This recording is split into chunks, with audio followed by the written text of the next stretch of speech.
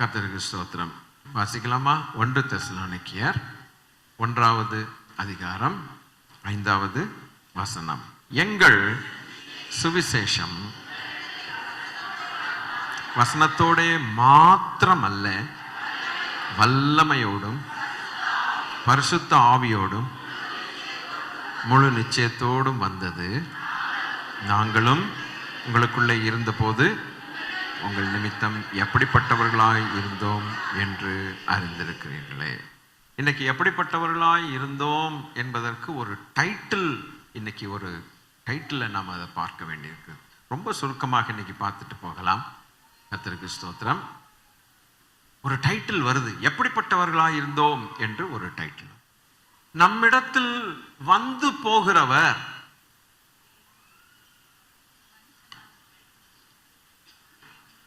எப்படி பார்க்கிறேன்னு சொன்னாங்க அந்த அம்மா. தேவனுடைய மனுஷன் பரிசுத்தவான் என்று பார்க்கிறேன், காண்கிறேன். அப்போ ஒரு ஸ்திரீ தாம் வீட்டுக்கு வர்ற ஒரு தேவ மனுஷனை பரிசுத்தவானாய் காணத்தக்கதாக, கண்டுபிடிக்கத்தக்கதாக அவனுக்குள்ளே ஒரு ஜீவியமும் ஒரு வாழ்க்கையும் இருந்திருக்கணும். அது லேசா சொல்ல முடியாது இல்லையா?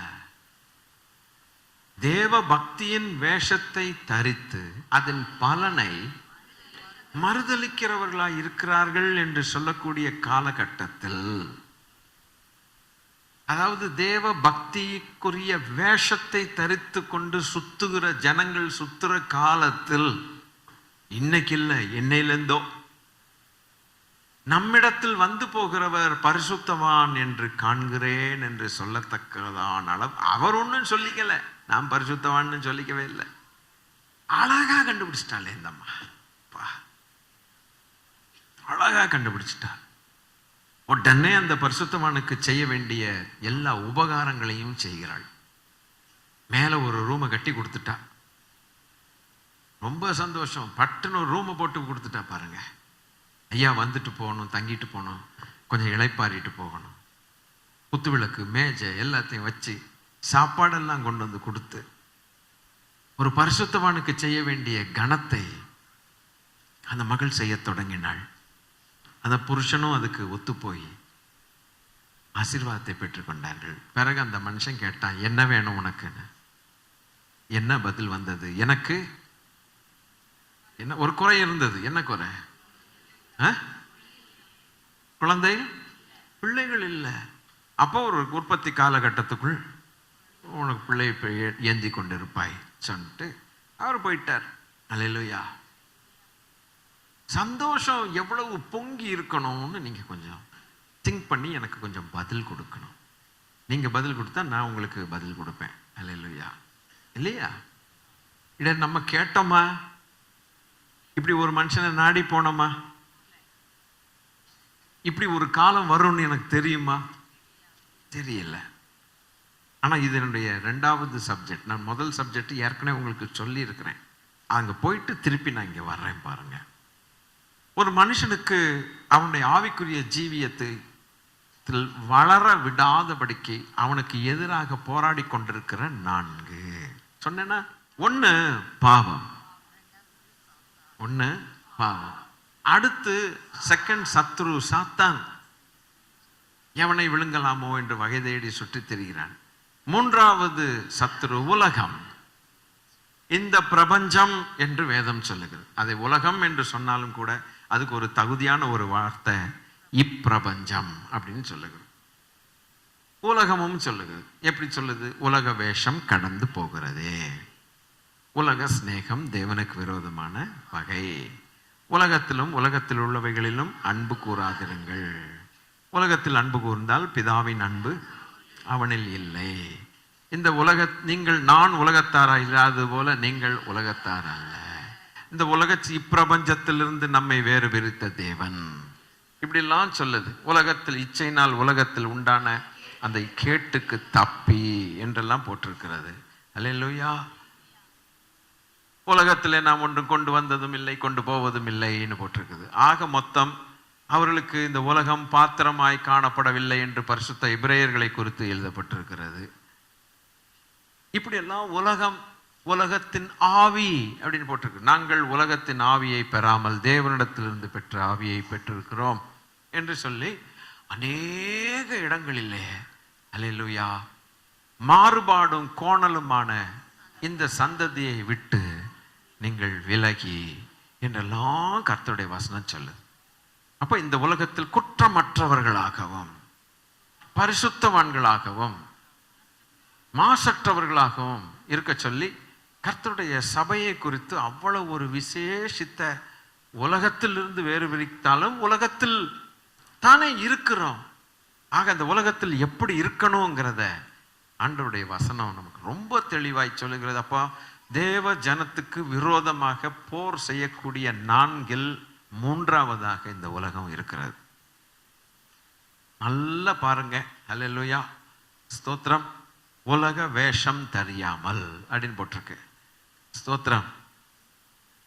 இப்பிரபஞ்சத்தோடு நீங்கள் ஒத்து போகாமல் அப்படின்னு போட்டிருக்குது. ஸ்தோத்திரம். தேவ காரியங்கள் என்று வரும் பொழுது அது தேவ காரியங்களுக்காகத்தான் இந்த சபை நிற்க வேண்டியிருக்கிறது. Glory to God. இதுதான். ஆனால் but that is a very tough job. It is not that easy. But if you don't compromise, there is a great reward in heaven for us. தேவன் நம்மை அழைத்த அழைப்பு பரிசுத்த அழைப்பு. 4வது சத்ரு கர்த்தருக்கு ஸ்தோத்திரம், நம்முடைய மாமிச சுபாவம். நம்முடைய மாம்சமே நமக்கு சத்ருவா இருக்கிறது. It attracts the world very easily. நமக்குள்ளே ஒரு காரியம் இருக்குது பாருங்க. ஏன் அது அப்படி இருக்குதுன்னா, நம்ம விழுந்து போன சுபாவத்தில் இருந்தபடினாலே, இன்னும் அது வேலை செய்கிறபடினால் இந்த உலகத்தின் காரியங்களை ஈஸியாய் அட்ராக்ட் பண்ணிக்கொள்ளும். இந்த 4க்கு விரோதமாக போர் செய்வது ரொம்ப அவசியம். நமக்கு தேவன் கொடுத்ததான ஒரு நற்பொருள், ரட்சிக்கப்படும் பொழுது தேவன் நமக்கு ஒரு நல்ல பொருளை ஒவ்வொரு மனுஷனுக்கும் கொடுத்திருக்கிறார். அதை துவங்கினவரும் அவரை தான், அவரை முடிக்கிறதும் அதே தான். அது என்னங்கிறத நீங்க நல்லா கண்டுபிடிச்சிருப்பீங்க. விசுவாசம். அப்ப இந்த விசுவாசத்தை கொண்டுதான் நாம் தேவனிடத்தில் சேர முடியும். ஆமென், ஆமென். கொஞ்சம் நல்லா புரிஞ்சுக்கங்க. சிம்பிளா தான். ஆண்டவரோடு சேருகிறதற்கு ஒரு உபகரணம் நமக்கு தேவை. ஒரு ஆணியை நல்லா முறுக்கணும்னா ஒரு ஸ்க்ரூ டிரைவர் நமக்கு தேவையா இருக்கிறது போல, தேவனிடத்தில் கிட்டி சேருகிறதற்கும் அவரிடத்தில் பலனை வாங்குகிறதற்கும் அவர் ஆராதிக்கிறதற்கும் நமக்கு ஒரு விசுவாசம் அவசியம். நாமோ பாவிகள், நம்ம இடத்துல அவர்கிட்ட கொடுக்கறதற்கோ அல்லது எதையாவது ஒண்ணு கொண்டு அவர் இது மூலமா தேவனை தேடுகிறதற்கோ நம்மள்ட்ட ஒண்ணுமே இல்லை. ஒண்ணுமே இல்லாத நிலைமையில கர்த்தர் நம்மை தெரிந்து கொண்டார். அல்லேலூயா. என்கிட்ட விசுவாசம் இருக்குது, அதனால தான் நான் இயேசுவிடத்துல வந்தேன்னு யாரும் சொல்லவே முடியாது. அதை கொடுத்ததே அவர் தான். அல்லேலூயா. உங்களுக்கு கொஞ்சம் விளங்குதான்னு மாத்திரம் எனக்கு சொல்லுங்க. உங்க சிந்தைகளை எங்கேயும் தவற விடாதீங்க, அங்கெங்கேயும் பார்த்துறாதீங்க. அப்ப நம்மளை பிரித்தெடுத்த தெய்வம் நாம் கடைசி வரைக்கும் அவருடையவர்களாய் இருக்க வேண்டும் என்பதற்காக ஒரு நற்பொருளை நம்ம இடத்துல கொடுத்து வச்சிருக்கிறார். தேவனுக்கு மகிமை உண்டாகட்டும். அந்த நற்பொருள் அவர் தான் கொடுத்த, அதை வச்சுதான் நாம் அவரை ஆராதிக்க முடியும். அதை வச்சுதான் அவரிடத்துல சேர முடியும். ஜீவனுள்ள தேவனை விட்டு விலகுகிறதற்கு ஏதுவான பொல்லாத அவிசுவாசமுள்ள இருதயம் உங்களில் இராதபடிக்கு, ஜீவனுள்ள தேவனை விட்டு விலகுகிறதற்கு ஏதுவான அவிசுவாசமுள்ள அந்த இருதயத்துக்கு பேரு பொல்லாத இருதயம்னு ஆண்டவர் சொல்லியிருக்கிறார். அந்த ஹார்ட் வந்து ரொம்ப மோசமான ஹார்ட்டா, விக்கெட் ஹார்ட். அது விக்கெட் ஹார்ட் உங்களில் இராதபடிக்கு எச்சரிக்கையாய் இருங்கள் என்று எபிரேய ஆக்கியோன் ரொம்ப அழகா 3:12 ரொம்ப சொல்லியிருக்கிறார். அப்போ நன்றாக கவனிங்க, கொஞ்சம் கொஞ்சமா கவனிங்க. ஒரு அழகான எண்டிங்ல போவோம். சூப்பரான எண்டிங்கா இருக்கும் இன்னைக்கு. ஆமென். அப்போ இந்த பொல்லாத உலகத்தில் நம்ம இருதயமும் பொல்லாததாக இருக்குதான். மாறுமா? இருதயமே எல்லாவற்றை காட்டிலும் கேடுள்ளதும் திருக்குள்ளதும் பொல்லாதுமா இருக்குதுன்ட்டு எரேமியாவில் கர்த்தர் அழகா அது அப்படி சொல்லி இருக்கிறார். அப்போ இந்த பொல்லாத பிரபஞ்சத்தில் நாம் இருக்கிறபடினால் நம்முடைய இருதயங்களும் பொல்லாதாய் மாறுகிறதற்கு வாய்ப்பு உண்டு. 17:9 அப்படி சொல்லுது. எரேமியாவில் அப்படி போட்டிருக்குது. அப்ப அந்த பொல்லாத இருதயம் என்ன பண்ணுன்னு கேட்டா, ஜீவனுள்ள தேவனை விட்டு நம்மை பிரிக்கிறது, தேவனோடு சேர்க்கிறது ஆண்டவருடைய செயல்.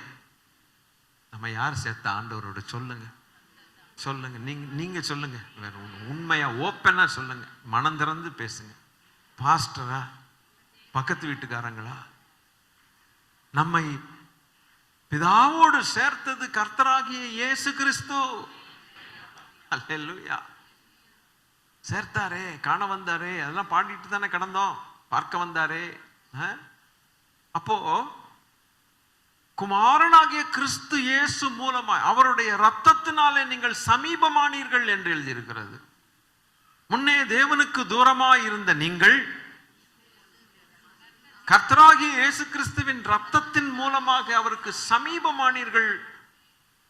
இஸ்ரவேலின் காணியாட்சிக்கு புறம்பாய் இருந்த நீங்கள் இப்பொழுது ஒரே நகரத்தாரும் ஒரே வீட்டாரும் மாளிகையாக இசைவாய் கூட்டி கட்டப்பட்டு வருகிறீர்கள் என்று போட்டிருக்கிறது. தேவன் அதன் நடுவில் வாசமாயிருக்கிறார். God dwells in the midst of this beautiful temple. மாளிகை, mansion. இதை செய்தது கர்த்தரே. நம்மளால ஒன்றும் செய்ய முடியாது. என்னால் அன்றி உங்களால் ஒன்றும் செய்யக்கூடாது என்று சொன்னார் இயேசு சொன்னார். ஆக அந்த விசுவாசம் என்கிற நற்பொருளை வைத்து கொண்டுதான் உதவியாக இருக்கும்படிக்கு தேவன், அவரை விட்டு நாம் தூரமாய் போகாதபடிக்கு தேவன் நமக்கு செய்த ஒரு மகாபெரிய கிருபை, தேவன் கொடுத்த விசுவாசம். ஆமென். அந்த நற்பொருளை பரிசுத்த ஆவியுடைய பலத்தோடு நீ காத்துக்கொள் என்று வேதம் சொல்லுகிறதே. என்னையும் யம்ரேயும் தங்கள் விசுவாச மோசேக்கு எதிர்த்து நின்றார்களாமே. ஹல்லேலூயா. அதுபோல அலெக்சாண்டர் என்கிறவன், வெகு தீமை செய்த அலெக்சாண்டர், இப்படி பலரை பார்க்கும் பொழுது விசுவாச கப்பலை அவர்கள் உடைத்து சேதப்படுத்தி போட்டார்கள். சேதப்படுத்தவும் முடியும் என்கிற ஒரு சத்தியத்தையும் பார்க்கிறோம். இந்த உலகத்தில் கர்த்தர் கொடுத்த விசுவாசத்தை காத்து கொண்டு வளர்க்கவும் முடியும். அஜாக்கிரதையாய் இருந்து கோரா கும்பல்களோட சேர்ந்து அந்த விசுவாச கப்பலை உடைக்கவும் முடியும். உடைக்கிறது நம்முடைய மதியினம். தேவன் சொல்வதை விளம்புவதை நான் கேட்பேன். அவர் தமது ஜனத்துக்கு சமாதானம் அருளி அவர்களை ஆசீர்வதிக்கிறார். அவர்களோ தம்முடைய ஜனத்துக்கும் தம்முடைய பரிசுத்தவான்களுக்கும் சமாதானம் தருளி அவர்களை ஆசீர்வதிக்கிறார். அவர்களோ மதிகேட்டுக்கு திரும்பாதிருப்பார்களாக. ஒரு மனுஷன் மதிகேட்டுக்கு திரும்பும் பொழுது, ஒரு பரிசுத்தவான் மதிகேட்டுக்கு திரும்பும் போது, தேவ ஜனம் மதிகேட்டுக்கு திரும்பும் போது தேவன் கொடுத்ததான விசுவாச கப்பலை அவன் உடைக்கிறான். இது சபைக்கு தேவையான ஒரு செய்தி. முடிவு பரியந்தம் நிலைத்திருப்பவனே ரட்சிக்கப்படுவான் என்று எழுதியிருக்கிற வேத வசனத்தின்படி, அல்லேலூயா, தேவனை விட்டு பிரிக்கக்கூடிய பொல்லாத ஆவிகள் நிறைந்த உலகத்திலே தான் இன்னும் நாம் வாழ்ந்து கொண்டிருக்கிறோம். விசுவாசம் கெட்டு போச்சுன்னா தேவனிடத்தில் சேர்வது கெட்டு போகும். அல்லேலூயா. ஒரு மனுஷனுக்குள்ளே தேவன் வைத்த விசுவாசத்தை ஒரு மனுஷன் அஜாக்கிரதையா இருந்து கெடுத்துக் கொள்வானால் அவன் தேவனிடத்தில் எப்படி சேர முடியும்? முதலாவது தேவனிடத்தில் சேருகிறவன் அவர் உண்டென்றும்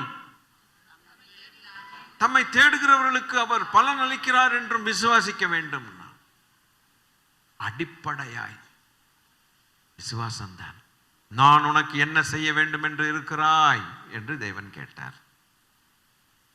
சொன்னா எனக்கு இந்த மாதிரி வேணும், பார்வையிட வேணும், சுகமாகணும் அப்படின்னு சொன்னா, ஆண்டவர் சொன்னார், நான் இதை உனக்கு செய்யக்கூடும் என்று நீ நம்புறாயா, நீ விசுவாசிக்கிறாயா? ஆமான், முழு மனதோடு ஆமான்னு சொல்லும் பொழுது அடுத்த வார்த்தை, நீ போகலாம், உன் விசுவாசம் உன்னை ரட்சித்தது என்றார்.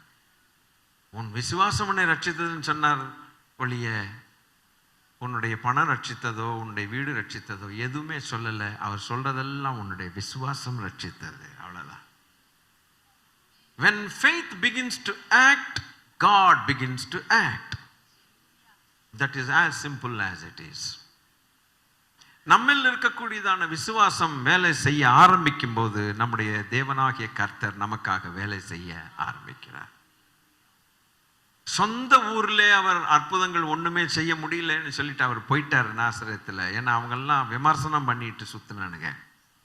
யூதேயால போய் சொல்லுமையா, எங்கேயாவது எவனாவது கேட்பான், அப்பன் சுடுகிறவன்ட்ட போய் சொல்லு, அங்க சொல்லு இங்க சொல்லுன்ட்டு. இயேசு வலுக்கட்டாயமாய் மீறி எதையாவது செய்தாரோ போய்விட்டார், அவ்வளவுதான். அல்லேலூயா. It is the faith in a man that attracts God, that pulls God towards himself. Hallelujah. We are God pullers. People of faith are people who pulls God towards themselves. Hallelujah. என் அன்பான ஆண்டவருடைய பிள்ளைகளே, இந்த விசுவாசத்தை கெடுப்பதற்காக சத்துருவானவன் போராடி கொண்டே இருப்பான். ஆண்டவரிடத்துல கிட்டி சேருகிறதற்கு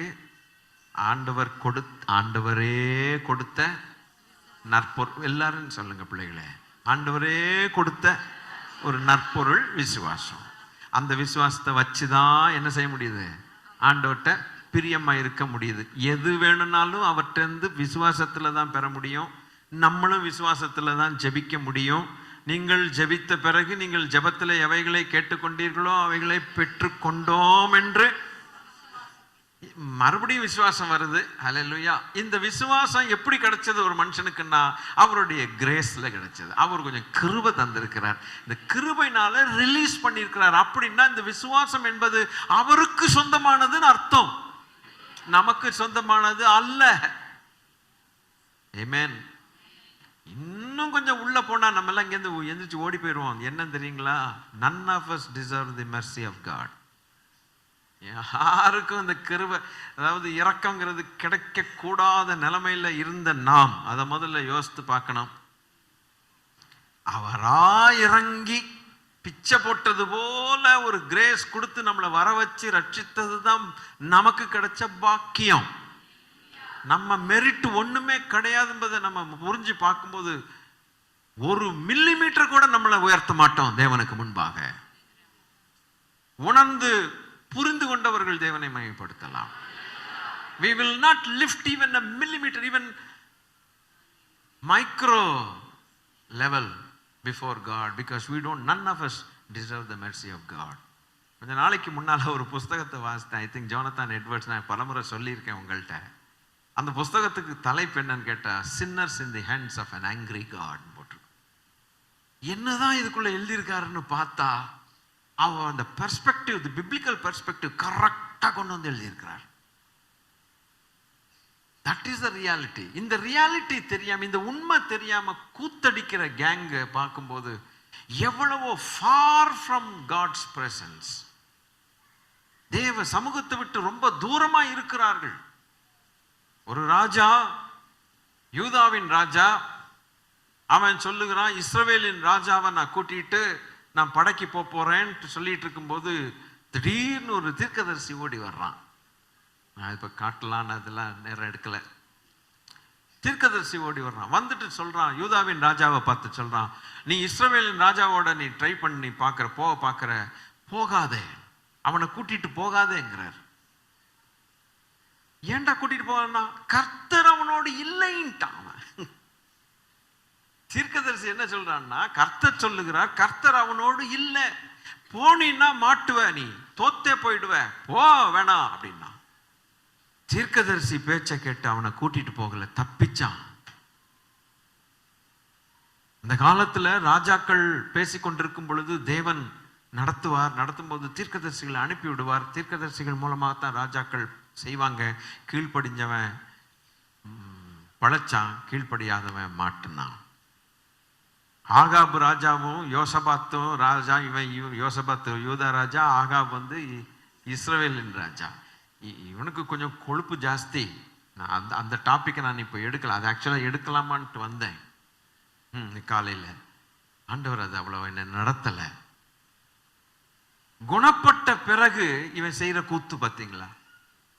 யோசபாத்துக்கு ஐஸ்வர்யம் சம்பாத்தியம் எல்லாமே நல்ல பொருள் எல்லாம் வசதி எல்லாம் பெருகின பிறகு ஆகாபோட சம்பந்தம் கலந்தான்னு போட்டிருக்குது. நல்லா வளர்ந்த பிறகு நல்ல ஐஸ்வர்யம்லாம் வந்த பிறகு இவன் கொழுப்பு என்னன்னா ஆகாபு போய் சம்பந்தம் கலக்கிறான். அவனோ அவனுடைய குடும்பமே ரத்த பிரியர்கள். இவன் டயலாக் போடுறத பார்த்தீங்கன்னா, நான் நீர் நீர் நான் என் ஜனம் உன் ஜனம், நான் உனக்கு எதுவும் செய்யாமல் இருப்பேன், நான் நீ ஏண்டா டேய் என்னதான் உன் மைண்டு எப்படா இவ்வளோ சீக்கிரமாக துருப்பிடிச்சு போச்சு தெரியலையே, உனக்கு எல்லாம் நல்லா நடக்கும்போது நீ என்ன வார்த்தை விடுற? அவன் சொல்லிட்டான் வேஷம் மாறி நான் இவனை விடுறேன். அப்போ கூடயாவது அறிவரலையா? வேஷம் மாறி இவ்வளவு ரிஸ்க் எடுக்கணுமா? தேவ பக்தி இல்லாத ஒரு மனுஷனோடு சம்பந்தம் கலக்கிறது இந்த அளவுக்கா? வேஷம் மாறி இவனை தான் ராஜாவான்னு காட்டி யுத்தத்துக்கு போறான். இவன் வேற நார்மலா இருக்கிற மாதிரி காட்டிட்டு தலைக்கவசம் போட்டுட்டு இவன் போறான். சண்டை போட வந்த போது கண்டுபிடிச்சிட்டானுங்க இவன் கிடையாது ஆகாபுன்னு விட்டு, அது தேவ கிருபை. அல்லேலூயா. கடைசியில் எவனோ தற்செயலா ஒரு அம்பை எய்தானா, ஹெல்மெட் நடுவில் எங்கேயோ பூந்து போட்டோன்னு அவன் அந்த அடி வாங்கினான் பாருங்க. அல்லேலூயா. ஸ்தோத்திரம். தேவையா? தீர்க்கதரிசிகள் ராமாத்துக்கு நாங்க போகலாமா இல்லையான்னு ஆலோசனை கேட்கறதுக்கு இவன் ஆகாபு கொண்டு வந்த தீர்க்கதரிசிகளுடைய எண்ணிக்கை எவ்வளவு? 400 பேரை கூட்டிட்டு வந்துட்டான். 400 தீர்க்கதரிசிகளை கூட்டிட்டு வந்து இவன் வாய்ப்பேச்சை கேட்போம்னா 400 பேரும் நீ போகலாம்ங்கிறான். அப்புறம் யோசபாத்து கேட்கிறான், இல்ல இன்னும் யாராவது ஒருத்தன் இருக்கிறானா? இது எனக்கு அவனுக்கு டவுட் வருது பாருங்க.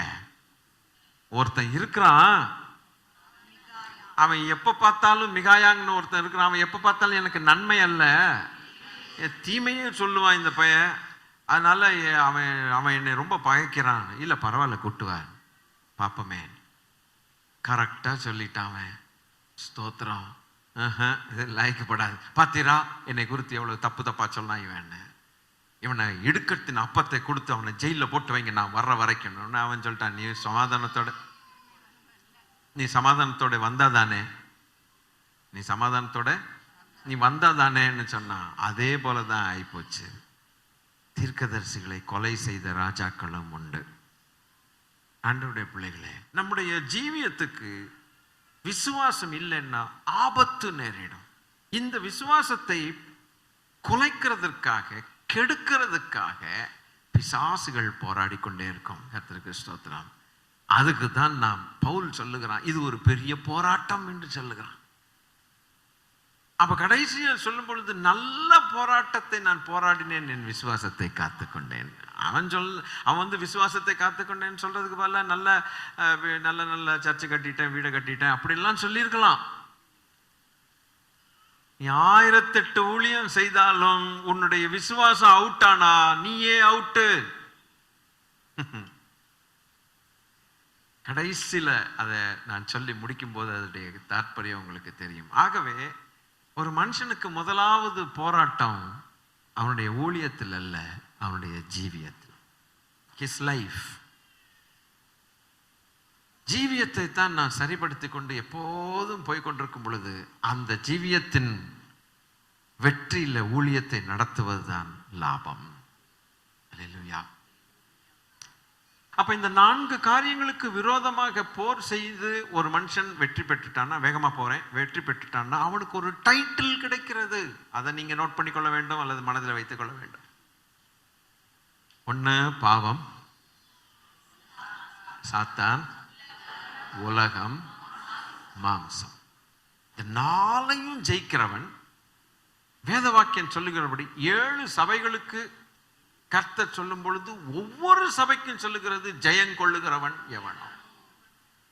அதை தவறாம சொல்லிடுறார். அப்படின்னா ஜெயங்கொள்ளத்தக்கதாக ஒரு போராட்டம் சபை செய்யணும்னு சொல்லிட்டார். இயேசு சொன்ன வார்த்தையை ஞாபகப்படுத்திக் கொள்ளுங்கள், இந்த உலகத்தில் உங்களுக்கு உபத்திரவம் உண்டுன்னு சொன்னார். திடன் கொள்ள சொல்லியிருக்கிறார். நான் ஜெயித்தேன். ஏன் ஜெயிப்பீங்க அப்படின்னா, என் கிருபையை விருதாவாக்காமல் நீங்கள் இருப்பீர்கள். ஆனால் என் கிருபையை கொண்டு நான் உங்களுக்கு கொடுத்த விசுவாசத்தை காத்துக்கொள்ளுங்கள். ஆமென். அது அதான் பவுல் சொல்கிறான், நான் காத்து கொண்டேன்னுங்கிறான். எது வரைக்கும் காத்துக்கொள்ளும்? கடைசி வரைக்கும் காத்துக்கொள்ள வேண்டும். போன வாரத்தில் என்னமோ உங்களுக்கு சொன்னேனா, இல்லை புதன்கிழமை சொன்னேனா, இல்லை வெள்ளிக்கிழமை சொன்னேனா, எனக்கு தெரியாது. ஒரு சின்ன ரெவலேஷனை கர்த்தர் தந்தார். ஒவ்வொரு ஃப்ரைடே நினைக்கிறேன், ஒவ்வொரு குடும்பத்துக்கு விரோதமாய், ஒவ்வொரு மனுஷனுக்கு விரோதமாய், ஒரு ஆவிக்குரிய மனுஷனுக்கு விரோதமாய் போராட்டங்கள் உண்டு. அந்த போராட்டத்தை, அவனுக்கு பேரு சோதனைக்காரன், டெம்ப்டர். இந்த சோதனைக்காரன் சில காலகட்டத்தை தேவனிடத்திலிருந்து கேட்டு வாங்குறான். இது எனக்கே ரொம்ப புதுசா இருந்தது. ஒரு நாள் ஜபத்துல இருந்தவங்க, குடும்ப ஜபத்துல இருக்கும்போது தான் இதை திடீர்னு ஃபிளாஷா கர்த்தர் ஞாபகப்படுத்தினார். He requests God. He places a petition before God, which God grants. தேவன் அதை கிராண்ட் பண்ணுகிறார். அவனுடைய ரிக்வெஸ்டையும் கிராண்ட் பண்ணுகிறார். பார்த்தீங்களா எவ்வளவு நல்ல தெய்வம். அல்லேலூயா. எனக்கு இவ்வளவு காலம் வேண்டும். ஒரு யோபு போராடின காலங்களை குறித்து அந்த எக்ஸாக்ட் டைமிங் நாங்கள் எழுதப்படவில்லை. இத்தனை மாதம், இத்தனை வருஷம், இத்தனை நாட்கள் எழுதப்படலை. ஆனால் பூமியிலே மனுஷனுக்கு போராடக்கூடிய காலம், குறிக்கப்பட்ட காலம் உண்டல்லவோ. 7:1 நினைக்கிறேன். பூமியிலே போராட மனுஷனுக்கு குறிக்கப்பட்ட காலம் உண்டல்லவோ. அவன் நாட்கள் ஒரு கூலிக்காரன் நாட்களை போல இருக்கிறது அல்லவோ. இவன் ஏன் இப்படி எழுதுறான்? அவனுக்கு அது தெரியுது. என்ன தெரியுதுன்னா, ஒரு போராட்டத்தின் குறிக்கப்பட்ட காலத்தை தேவன் வைத்திருக்கிறாராம். இதே யோபு 14:1 நீங்க வாசிக்கும் போது, ஸ்திரீனிடத்தில் பிறந்த எவனும் வாழ்நாள் குறுகினவனும் சஞ்சலம் நிறைந்தவனுமாய் இருக்கிறான். அப்ப பூமியினுடைய வாழ்க்கையே போராட்டத்தின் வாழ்க்கையிலே, இந்த போராட்டத்தை சோதனைக்காரன் வந்து சோதனை இடுவதற்கு தேவனுடைய உத்தரவு பெற்றுக்கொண்டு வரும் பொழுது, காலகட்டம் குறிக்காமல் அவர் உத்தரவு கொடுப்பதில்லை. நீங்க புரிஞ்சுக்கணும். இப்போ நான் திருப்பி அழுத்தம் திருத்தமா இன்னொரு முறை சொல்லி தரேன். ஆண்டவர் பர்மிஷன் தர்றார், தேவனை மயப்படுத்தலாம். ஆண்டவர் பர்மிஷன் தர்றார். பர்மிஷனை தந்துட்டு எதோட ஒரு கண்டிஷனை தர்றாருன்னா, டைம் லிமிட்டோட தான் பர்மிஷன் கொடுக்கிறாரு. ஹல்லேலூயா. நம்ம அதை இந்த புஸ்தகத்துல இருந்து அறியலாம். டைம் லிமிட் அவர் கொடுக்கலைன்னா எண்ட்லெஸ், நம்மளால சமாளிக்க முடியாது. ஹல்லேலூயா. சோதனையோடு கூட தப்பித்துக் கொள்ளும். மனுஷருக்கு நேரிடுகிற சோதனையே அல்லாமல் வேற ஒரு சோதனை உங்களுக்கு நேரிடுகிறது இல்லை. அதோடு கூட தப்பித்துக் கொள்ள போக்கையும் கர்த்தர் உண்டாக்குறார்னா, there is always a time for every kind of a test or trial, whatever it may be. ஒரு நல்ல ரகசியம், ஒரு மகிழ்ச்சியான காரியம் என்னன்னு கேட்டா, அந்த அவன் தேவனிடத்திலிருந்து வாங்கி பெற்றுக்கொண்ட காலகட்டம் முடிஞ்ச அடுத்த செகண்ட் அவன் கிடையாது, அடுத்து தேவன் தான். யுவர் டைம் இஸ் ஓவர் என்று சொல்லியிருந்தார். விலகு, அவன் விலகிதான் ஆகணும். அவனுக்கு கோபம் இருக்கும். நான் குறிக்கப்பட்ட காலத்தில் இவனை கொல்ல முடியலையேன்னு கோபம் இருக்கும். பரவாயில்லை, உன் டைம் முடிஞ்சு போச்சா, your time is over, get out. விலகு. அந்த காலகட்டம் வரைக்கும் நாம் அழிந்து போகாதபடிக்கு, அவனுடைய கைகளில் நசுங்கி போகாதபடிக்கு கர்த்தர் கிருபை கொடுத்து காப்பாற்றி கொண்டே வருவார். அந்த ஹீட்டை நம்ம ஃபேஸ் பண்ணியே ஆக வேண்டாம். உங்கள் நடுவில் பற்றி எறியக்கூடிய அக்கினியை குறித்து அது ஏதோ புதுமை என்று எண்ணாதிருங்கள்னு போட்டு. Don't think it is something very strange that there is a fire that is kindled against you. நீ விழும்படிக்கும் சாத்தான் என கோதுமையை சுளகலே போட்டு புடைக்கிறதற்காக என்னிடத்தில் பர்மிஷன் கேட்டுக்கொண்டான், உத்தரவு கேட்டுக்கொண்டான். நான் கொடுக்கலைன்னு சொல்லல. அங்க பாருங்க, கொஞ்சம் பாத்தீங்களா, நான் கொடுக்கலைன்னு சொல்லல.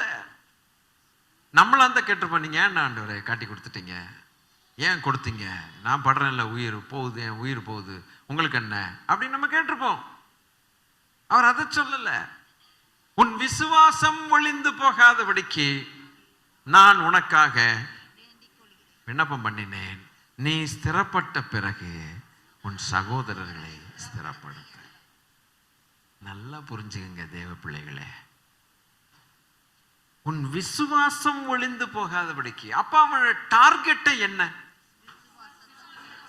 தேவன் நமக்கு கொடுத்திருக்கிற விசுவாசம். அந்த டார்கெட்டை அழிச்சிட்டா தேவனிடத்துல நம்ம சேர முடியுமா? அவன் சேர முடியாது. ஒரு தேசம் இன்னொரு தேசத்தோட சண்டை போடுது அப்படின்னா இந்த தேசத்துக்காரன் முதல்ல அவன் அழிக்கிறது என்னன்னு கேட்டிங்கன்னா ஏர்போர்ட்டை டெஸ்ட்ராய் பண்ணுவான்.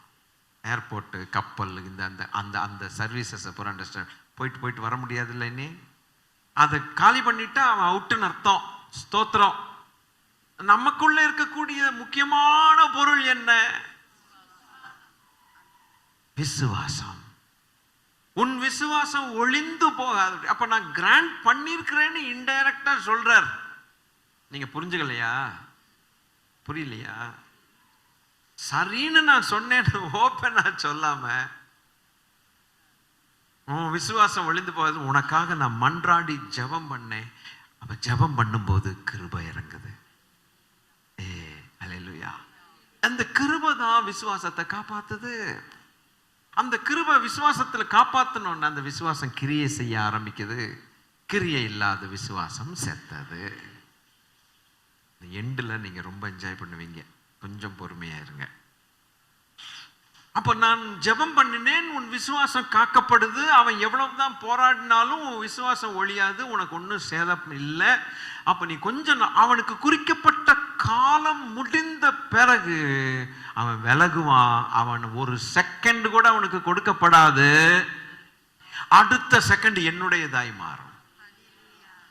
புரியலையா? நீ எனக்கு என்னுடைய கைகளில் நீ இருக்கும்போது துன்மார்க்கத்தை கொண்டும் தீமையை கொண்டு நான் சோதிக்கிறவன் அல்ல, விசுவாசத்தை சோதிக்கிறவன். நான் உனக்கு கிரியை செய்யும் நாள் வரும் பொழுது உனக்குள்ளே நான் பார்க்க விரும்புகிறது நான் கொடுத்த விசுவாசம். I must see that faith in you until the last time, until the last second. When you begin to fall in my hands after the time that is allotted for the devil gets over, you become mine. அப்ப நீ பட்ட பாட்டுக்கும் விசுவாசத்தை காத்து கொண்டதுக்கும் நான் பலன் தருவேன். அது 2 மடங்காக இருக்கும். That will be double. ஏன்னா நீ படாத பாடுபட்டு இல்லை. சுளகுல போட்டு கோதுமையை புடைக்கிறதுனா எப்படி? கொஞ்சம் இப்படி மௌனமா இருந்தீங்கன்னா எனக்கு வேற டவுட்லாம் வருது. ஏற்கனவே சுளகுக்குள்ள உட்காந்துருக்கீங்களோன்ட்டு. ஆண்டோடைய பிள்ளைகளே, படாத பாடுபடுவோம். 7 மடங்கு ஃபர்னஸ் அவன் இன்க்ரீஸ் பண்ணதுக்கு அப்புறம் தான் போட்டானுங்க. என்ன புரியலையோ? 7 மடங்கு சூளைய 7 மடங்கு இந்த நெருப்பு கூட்டினது, உஷ்ணத்தை கூட்டினதுக்கு அப்புறம் தான் போடுறான். உள்ள போட்டுட்டு அதுக்கப்புறம் தீக்குச்சிக்காக தேட போகல அவன். 1 மடங்கு ஃபர்ஸ்ட், 1 மடங்கு ஹீட்டே அப்படின்னா 7 மடங்கு. என்ன இதெல்லாம் ஏசையா, இதெல்லாம் மனசுக்கு யோசிக்கவே அவ்வளவு கஷ்டமா இருக்குது. அதுக்குள்ள கொண்டு வந்து போட்டான்னா என்ன ஆகுறது? But grace of God, grace of God, grace of God. இந்த சபையில கடைசி ஆளு முதற்கொண்டு வாயை திறக்கிற வரைக்கும் நான் சொல்லிக்கொண்டே இருப்பேன். ஏன் தெரியுமா? உங்க வாயை திறக்க வைக்கிறது என் டியூட்டி இல்லை, பட் அவருடைய கிரேஸை புகழ்கிறது என்னுடைய duty. Hallelujah. It is the grace of God. கர்த்தர் மாத்திரம் நம்மோடு இல்லாவிட்டால் அவர்கள் நம்மை உயிரோடு விழுங்கி இருப்பார்கள். அசைவில்லாத ராஜ்யத்தை பெறுகிறவர்களாகிய நாம் பயத்தோடும் பக்தியோடும் தேவனுக்கு பிரியமான ஆராதனை செய்யும்படிக்கு அவருடைய கிருபையை பற்றி கொண்டிருக்க கடவோம். கிரேஸை பற்றி கொண்டிருக்க கடவோம். அந்த கிரேஸ் தான் விசுவாசத்துக்கு ஃபியூயல். விசுவாசம்ங்கிற வண்டிக்கு பெட்ரோல் என்னடான்னு கேட்டா கிருபை. கிருபை இல்லாட்டினா விசுவாசம் வேலை செய்யாது. அல்லேலூயா. அப்ப அந்த கிருபை எப்படி கிடைக்கும்? அநேகருடைய ஸ்தோத்திரத்தினாலே கிருபை பெருகுமா. கனெக்ஷனை பாருங்க, எங்கெல்லாம் வருது. ஏன் இயேசு ஆண்டவர் இயேசு பேதுருக்காக விண்ணப்பம் பண்ணினார்னா, அவர் ஸ்தோத்திரம் பண்ண பேதுருவின் மேல அதிக கிருபை வர அவனுடைய விசுவாசம் வளர, அவன் விசுவாசத்துல காக்கப்பட, சாத்தானுடைய சோதனை காலம் முடிஞ்ச பிறகு அவன் ஸ்திரப்பட்ட பிறகு மற்றவனை ஸ்திரப்படுத்த. லிங்க பாத்தீங்களா? பண்ணட்டுமே, அவன் டைம் கேட்கட்டுமே. நீங்க சவாலை விடணும். நீங்க விட வேண்டியதானே விசுவாசத்துல. கேட்கட்டுமே. கேட்டான்னா பயமா இருக்கு. பயப்படாதீங்க, கேட்கட்டுமே. காப்பாத்துற தெய்வன் என்னோட இருக்காருல்ல. அது எதுக்கு இப்போ அல்லேலூயா பெருசா பலமா வரணும்? கேட்கட்டுமே என்ன மாத்திரம் நீங்க கேட்க மாட்டேங்கிறீங்க. அல்லேலூயா. காப்பாத்துற தெய்வம் நம்மோடு கூட இருக்கிறாரு. அல்லேலூயா. இப்போ இதுக்கு அல்லேலூயா போடாட்டி இப்போ எதுக்கு அல்லேலூயா போடுவோம்? இப்படி பேசினா அப்படி போறாரு, அப்படி போன. நீங்க என்ன செய்தாலும் கரெக்டு தான். தேவன் நம்மோடு கூட இருக்கிறார். 7 மடங்கு சூளைய ஸ்தோத்திரம் கூட்டினாலும் 4வது நபராக இருந்தாரு. 4வது நபரா இருந்தாரு. அல்லேலூயா. அட நம்ம விசுவாசித்தா என்ன, விசுவாசிக்காவிட்டான் அவர் டியூட்டி அவர் நல்லா தான் செஞ்சுட்டு போறாரு. நம்மளை காப்பாற்றுற டியூட்டி. நம்ம விசுவாசத்தின் அளவை பார்த்து சில நேரங்கள் ஆண்டவர் பரிதாபப்பட்டு அது குழந்தை அது விடு அப்படின்னு சொல்லி அவர் பாட்டு காப்பாற்றிட்டு போறார். இல்லைன்னா நம்ம சட்னி என்னைக்கும் ஆயிருப்போம். அல்லேலூயா. ஆண்டவருடைய பிள்ளைகளே, போட்டோன்னே 4வது நபரா இருந்தா. அப்போ கர்த்தர் ஜெபிப்பது கிருபை, அநேகர் ஸ்தோத்தரிப்பது கிருபை. ஒரு குடும்பத்துக்காக ஒரு குடும்பம் அதிகமாக ஸ்தோத்தரிக்கும் போது, அநேகருடைய ஸ்தோத்திரங்கள் பெருகும் போது அந்த இடத்துல அந்த கிருபை வந்து இறங்குது. அந்த கிருபை விசுவாசம் ஒழியாதபடிக்கு காக்குது. அவன் சோதனைக்காரன் சோதனையை முடிச்ச பிறகு அவனுக்கு ஒண்ணுமே கிடைக்க மாட்டேங்குது. நமக்கு 2 மடங்கா கிடைக்குது. அவனுக்கு என்ன கிடைக்குது? யோபை சோதனைப்படுத்தி பார்த்தான், என்ன கிடைச்சது? என்ன கிடைச்சது? வெக்கப்பட்டு போக வேண்டியதானே. அல்லேலூயா. எரிச்சு பார்த்தான், என்ன கிடைச்சது? சொல்லுங்களேன். ஒன்னும் கிடைக்கல. எரிச்சல் தான் அவனுக்கு கிடைச்சது. அல்லேலூயா. உன்னை தொடுகிறவன் என் கண்மணியை தொடுகிறான். That's all. ஒன்றும் உங்களை சேதப்படுத்த. ஆக அன்பான ஆண்டவருடைய பிள்ளைகளே, ரொம்ப சந்தோஷமா இதை சொல்றேன்னா, இந்த 4 காரியங்களுக்கு விரோதமாய் எந்திரிச்சு ஜெயம் கொள்ளுகிறதுங்கிறது லேசான காரியம் கிடையாது. கொஞ்சம் அசந்தா போதும். அப்ப அதுக்கு விரோதமாய் பாவத்துக்கு விரோதமாய் நீங்கள் போர் செய்கிறதில்ல, ரத்தம் சிந்துகிற அளவுக்கு நீங்கள் இன்னும் வரவில்லையேங்கிற. அப்ப எந்த அளவுக்கு ஒரு போராட்டம் அவசியம். இப்ப நம்ம பேசிட்டு போறோம், நீங்க காதுல கேட்டுட்டு போறீங்க, வெளியில போனோன்னே எந்த சோதனை வருதோ, இதுங்க தான் டெஸ்ட். இதுதான் டெஸ்ட். நம்முடைய மாம்சமே ரொம்ப அழகா எல்லா சிக்னல்ஸையும் ரிசீவ் பண்ணி, best receiver to receive the signals from Satan. அதனால தான் அதை போட்டு அடிக்க வேண்டி இருக்குது. கர்த்தர் ஸ்தோத்திரம். உபவாசம் போட வேண்டி இருக்குது. கர்த்தர் சொன்னா தான் உபவாசம் போடணும். கர்த்தர் சொல்லி போகணும். நான் பாட்டுக்கு 40 நாள் இருக்க போறேன்ட்டு டமால் இருந்துடக்கூடாது. ஆண்டவர்கிட்ட கிருபை கேட்கணும், ஆண்டவர்கிட்ட பர்மிஷன் கேட்கணும், ஆண்டவர்கிட்ட ஆலோசனை கேட்கணும். போடட்டுமா, 1 நாள் முடிஞ்சதுக்கு அப்புறம் 2 நாள் போட்டோம், 3 நாள் போகட்டுமா, கர்த்தர் 7 நாள் போகணுன்னா 7 நாள் போகணும். இப்படி தான் போகணுமே ஒழிய டமால் டொமில்னு போனால் சரீரத்தை வீக் ஆகும் போது அவன் அதுக்கு மறுபடியும் அந்த வீக்னஸில் அடிப்பான். தூக்கிக்கொண்டு ஆஸ்பத்திரிக்கு ஆம்புலன்ஸை கூப்பிடுறாங்கிற நிலைமை வந்துடக்கூடாது. கர்த்தருக்கு ஸ்தோத்திரம். ஞானமா செய்ய வேண்டும். ஆக தேவ நடத்திப்பு தான் ரொம்ப முக்கியம். எவர்கள் பரிசுத்த ஆவியினால் நடத்தப்படுகிறார்களோ அவர்கள் தேவனுடைய புத்திரர்கள் என்று எண்ணப்படுகிறார்கள். எல்லாத்துக்கும் ஒரு வசனத்தை கொடுத்து தான் கர்த்தர் நம்மோடு கூட பேசுவார். இந்த 4 காரியங்களுக்கு விரோதமாக போராடுகிறதுல what is the measure of your battling? அவ்வளவு போராடித்தான் ஜெயிக்க வேண்டிய. இப்படி போராடி, நான் சொல்லுகிறேன் ஃபர்ஸ்ட் டைட்டில், இப்படி போராடி ஜெயிக்கிற ஒரு மனுஷன் யாராக மாறுகிறான்னா, he becomes the man of the book of God. தேவனுடைய புஸ்தகமாகிய பரிசுத்த வேதாகமத்தின் மகனாக மாறுகிறான். விளங்கிருச்சோ? அதான் நீங்க முதல்ல எழுதி கொள்ள வேண்டும். ஏன்னா கடைசியில நான் இந்த 3ஐயும் திருப்பி கொண்டு வருவேன். ஆமென்.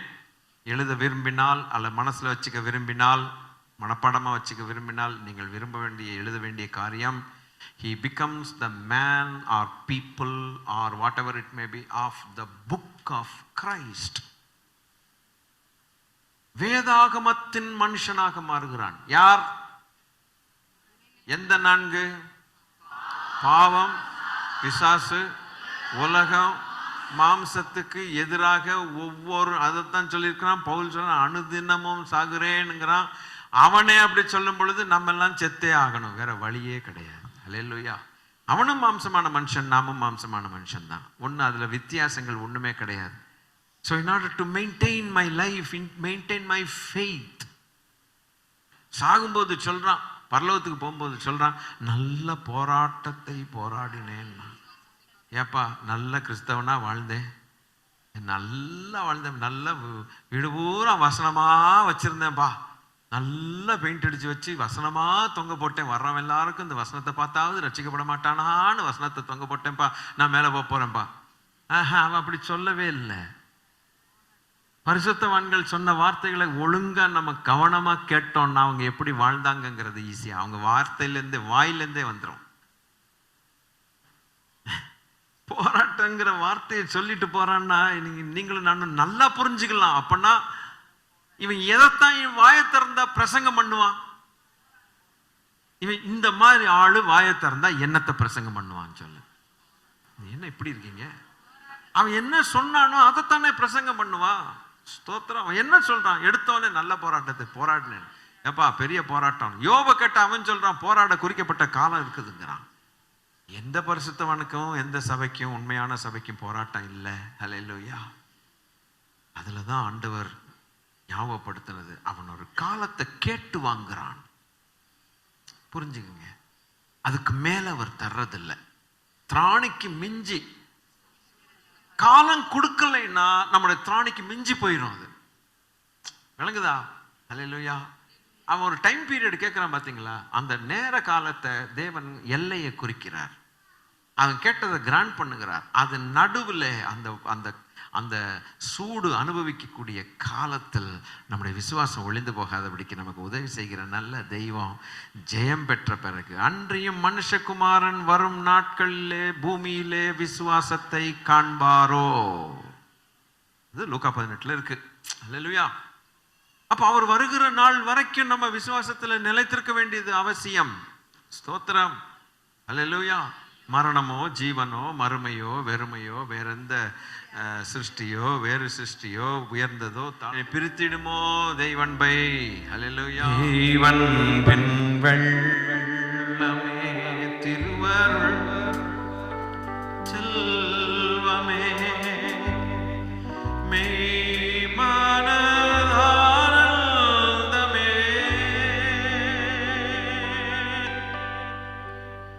செய்யனின் செம்பாதம் சேவிக்க இவ்வேளை ஐயா நின் அடிபணியாதே. செய்யனின் செம்பாதம் சேவிக்க இவ்வேளை ஐயா நின் அடிபணியாதே. தெய்வன் பின் வெள்ளமே திருவருள் செல்வமே மெய்மானதானந்தமே செய்யனின் செம்பாதம் சேவிக்க இவ்வேளை ஐயா நின் அடிபணியாதே. செய்யனின் செம்பாதம் சேவிக்க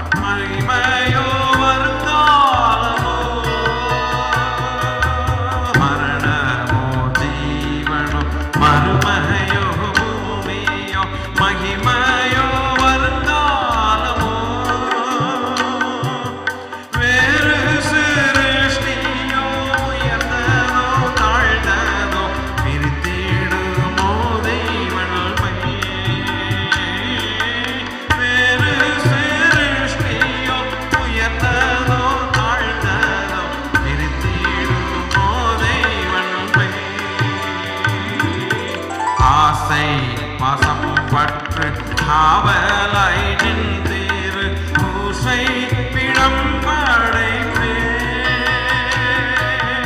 ஆசை பாசம் பற்று காவலாய் நின்றீர் பூசை பிழம்படைப்பே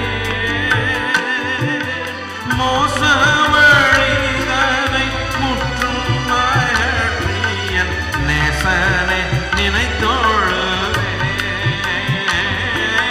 மோச வழிதனை முற்றும் அகற்றியன் நேசனை நினைத்தோழுவே தெய்வன்பின் வெள்ளமே திருவருள் செல்வமே மெய்மான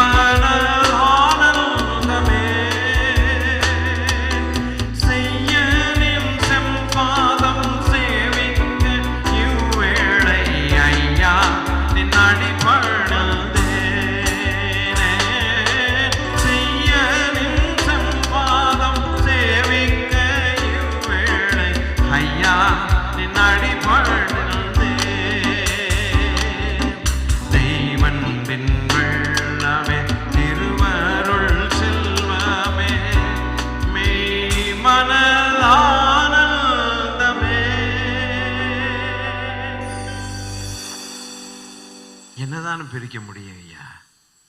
அவன் காலகட்டம் முடிந்த பிறகு நாம் அவர் கையில் அந்த கையில் விழுகிற வரைக்கும் விசுவாசம் ஒளிந்து போகாதபடிக்கு நம்மை காப்பாற்றுவார். இதைத்தான் சொன்னான் அந்த பவுல்.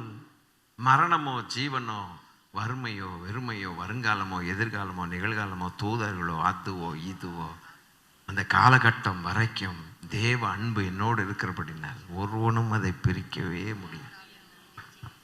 கிட்டத்தட்ட 35-40 வருஷத்துக்கு முன்னால் என்னை தொட்ட பாடல் இது. இன்னைக்கு நேத்து இல்லை, அவ்வளவு இனிமையான ஒரு பாடல் இது. அர்த்த புஷ்டி உள்ள ஒரு பாடல். பார்த்தீங்களா?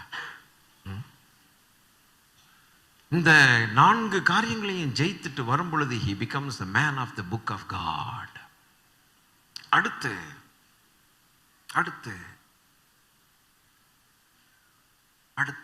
இந்த காரியங்கள் நடந்த பிறகு என்று ஒரு வார்த்தை வேதத்தில் வரும். அது நான் சொல்ல இப்போ விரும்பல, அது டைம் ரொம்ப எடுக்கும். ஆனால் ஒரே ஒரு இன்சிடென்ட் சொல்லுகிறேன். வாசித்தோமே அந்த அம்மாவுடைய கதை. எந்த அம்மா? சாரிபாத் அந்த ஊர், அந்த அம்மாவா? சுனேமியா. நான் கேட்டேன்னா, நல்ல குதூகலம் கொண்டாடிட்டு இருக்கும் போது ஒரு பிள்ளை பிறந்து சந்தோஷமா வளர்ந்ததாம். திடீரென்று ஒரு சூறாவளி அந்த மகளுடைய வாழ்க்கையில் குடும்பத்தில் நடந்தது. என்னமோ ஒரு தலையில நோவு கண்டதான், தலையில ஏதோ ஒரு வலி. இது சொன்னதுலேருந்து யாருக்காவது தலைவலி வந்துச்சுன்னா அங்கே போயிடாதீங்க. அது என்ன வியாதியோ தெரியல, ஒரு தலைவலி வந்தது, தலையில் நோவு கொண்டு அவன் வியாதி கூடி மரணம் அடையும் மட்டும் அதிகமாக கொண்டே இருந்ததாம். அவ்வளவு சீக்கிரமாய் மரணம் வந்தது, ரொம்ப சீக்கிரமாய் வந்தது. என்னடா இது? அந்த அம்மாவுக்கு ஒண்ணுமே புரியல. வேகமாய் அந்த அம்மா பேசின வார்த்தையை கொஞ்சம் ஸ்கிரீன்ல நீங்க பார்ப்பீங்க. என்ன வார்த்தை பேசுனுச்சுன்ட்டு பாருங்களேன், நீங்களே பாருங்களேன். ஹல்லேலூயா. இவைகள் நடந்த பின்பு நீங்க முந்தின காரியத்துல பாத்தீங்கன்னா நல்லது நடந்த பின்பு.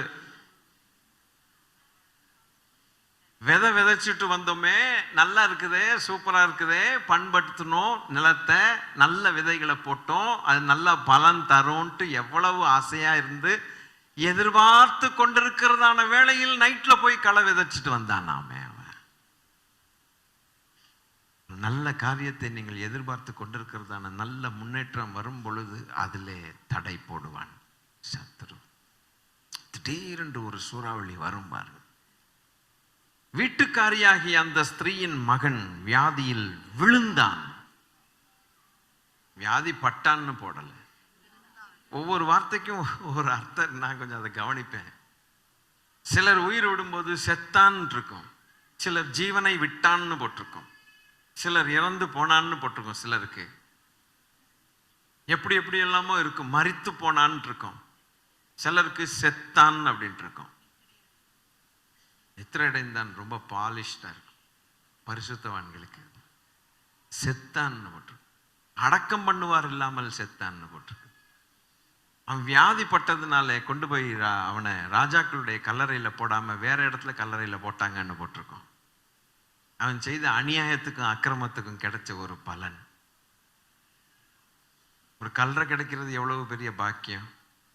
நான் எப்பவும் அதை ரொம்ப ஆசையா சொல்லிட்டே இருப்பேன். ஒரு பரிசுத்தவான் என்னை அடக்கம் பண்ணணும். ஒருவேளை ஆண்டவருடைய வருகை தாமதிக்குமானால் ஒரு வேளை தான் தேவன் அப்படிப்பட்ட ஒரு மரணத்தை நமக்கு அனுபவிப்பார், அனுமதி தருவார். ஆனால் நாம் ஒரு நாள் போய் தான் ஆக வேண்டாம், போய் தான் ஆக வேண்டும்.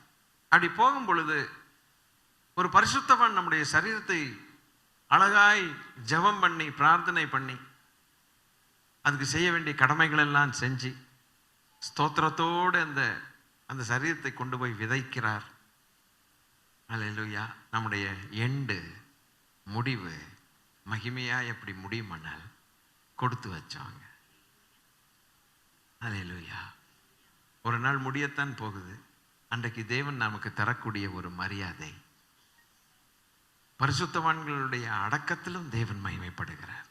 அவருடைய மரணம் அவருக்கு ரொம்ப பிரியமா. ஆமென். ஆகவே நான் எப்போ போறேன் ஆண்டவரேன்னு கேட்காதீங்க. அவரை சொல்லவும் மாட்டார், சொல்ல மாட்டார். அவர் ஒருத்தருக்கு தான் தெரியும். ஆனால் எத்தனை பேருடைய சரீரங்கள் தூக்கி போடப்பட்டிருக்கிறது தெரியுமா?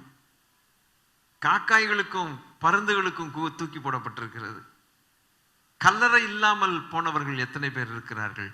அக்கிரமத்தின் நிமித்தம் எலக்ட்ரோக்யூட் பண்ணப்பட்ட பாடிஸ் எத்தனை.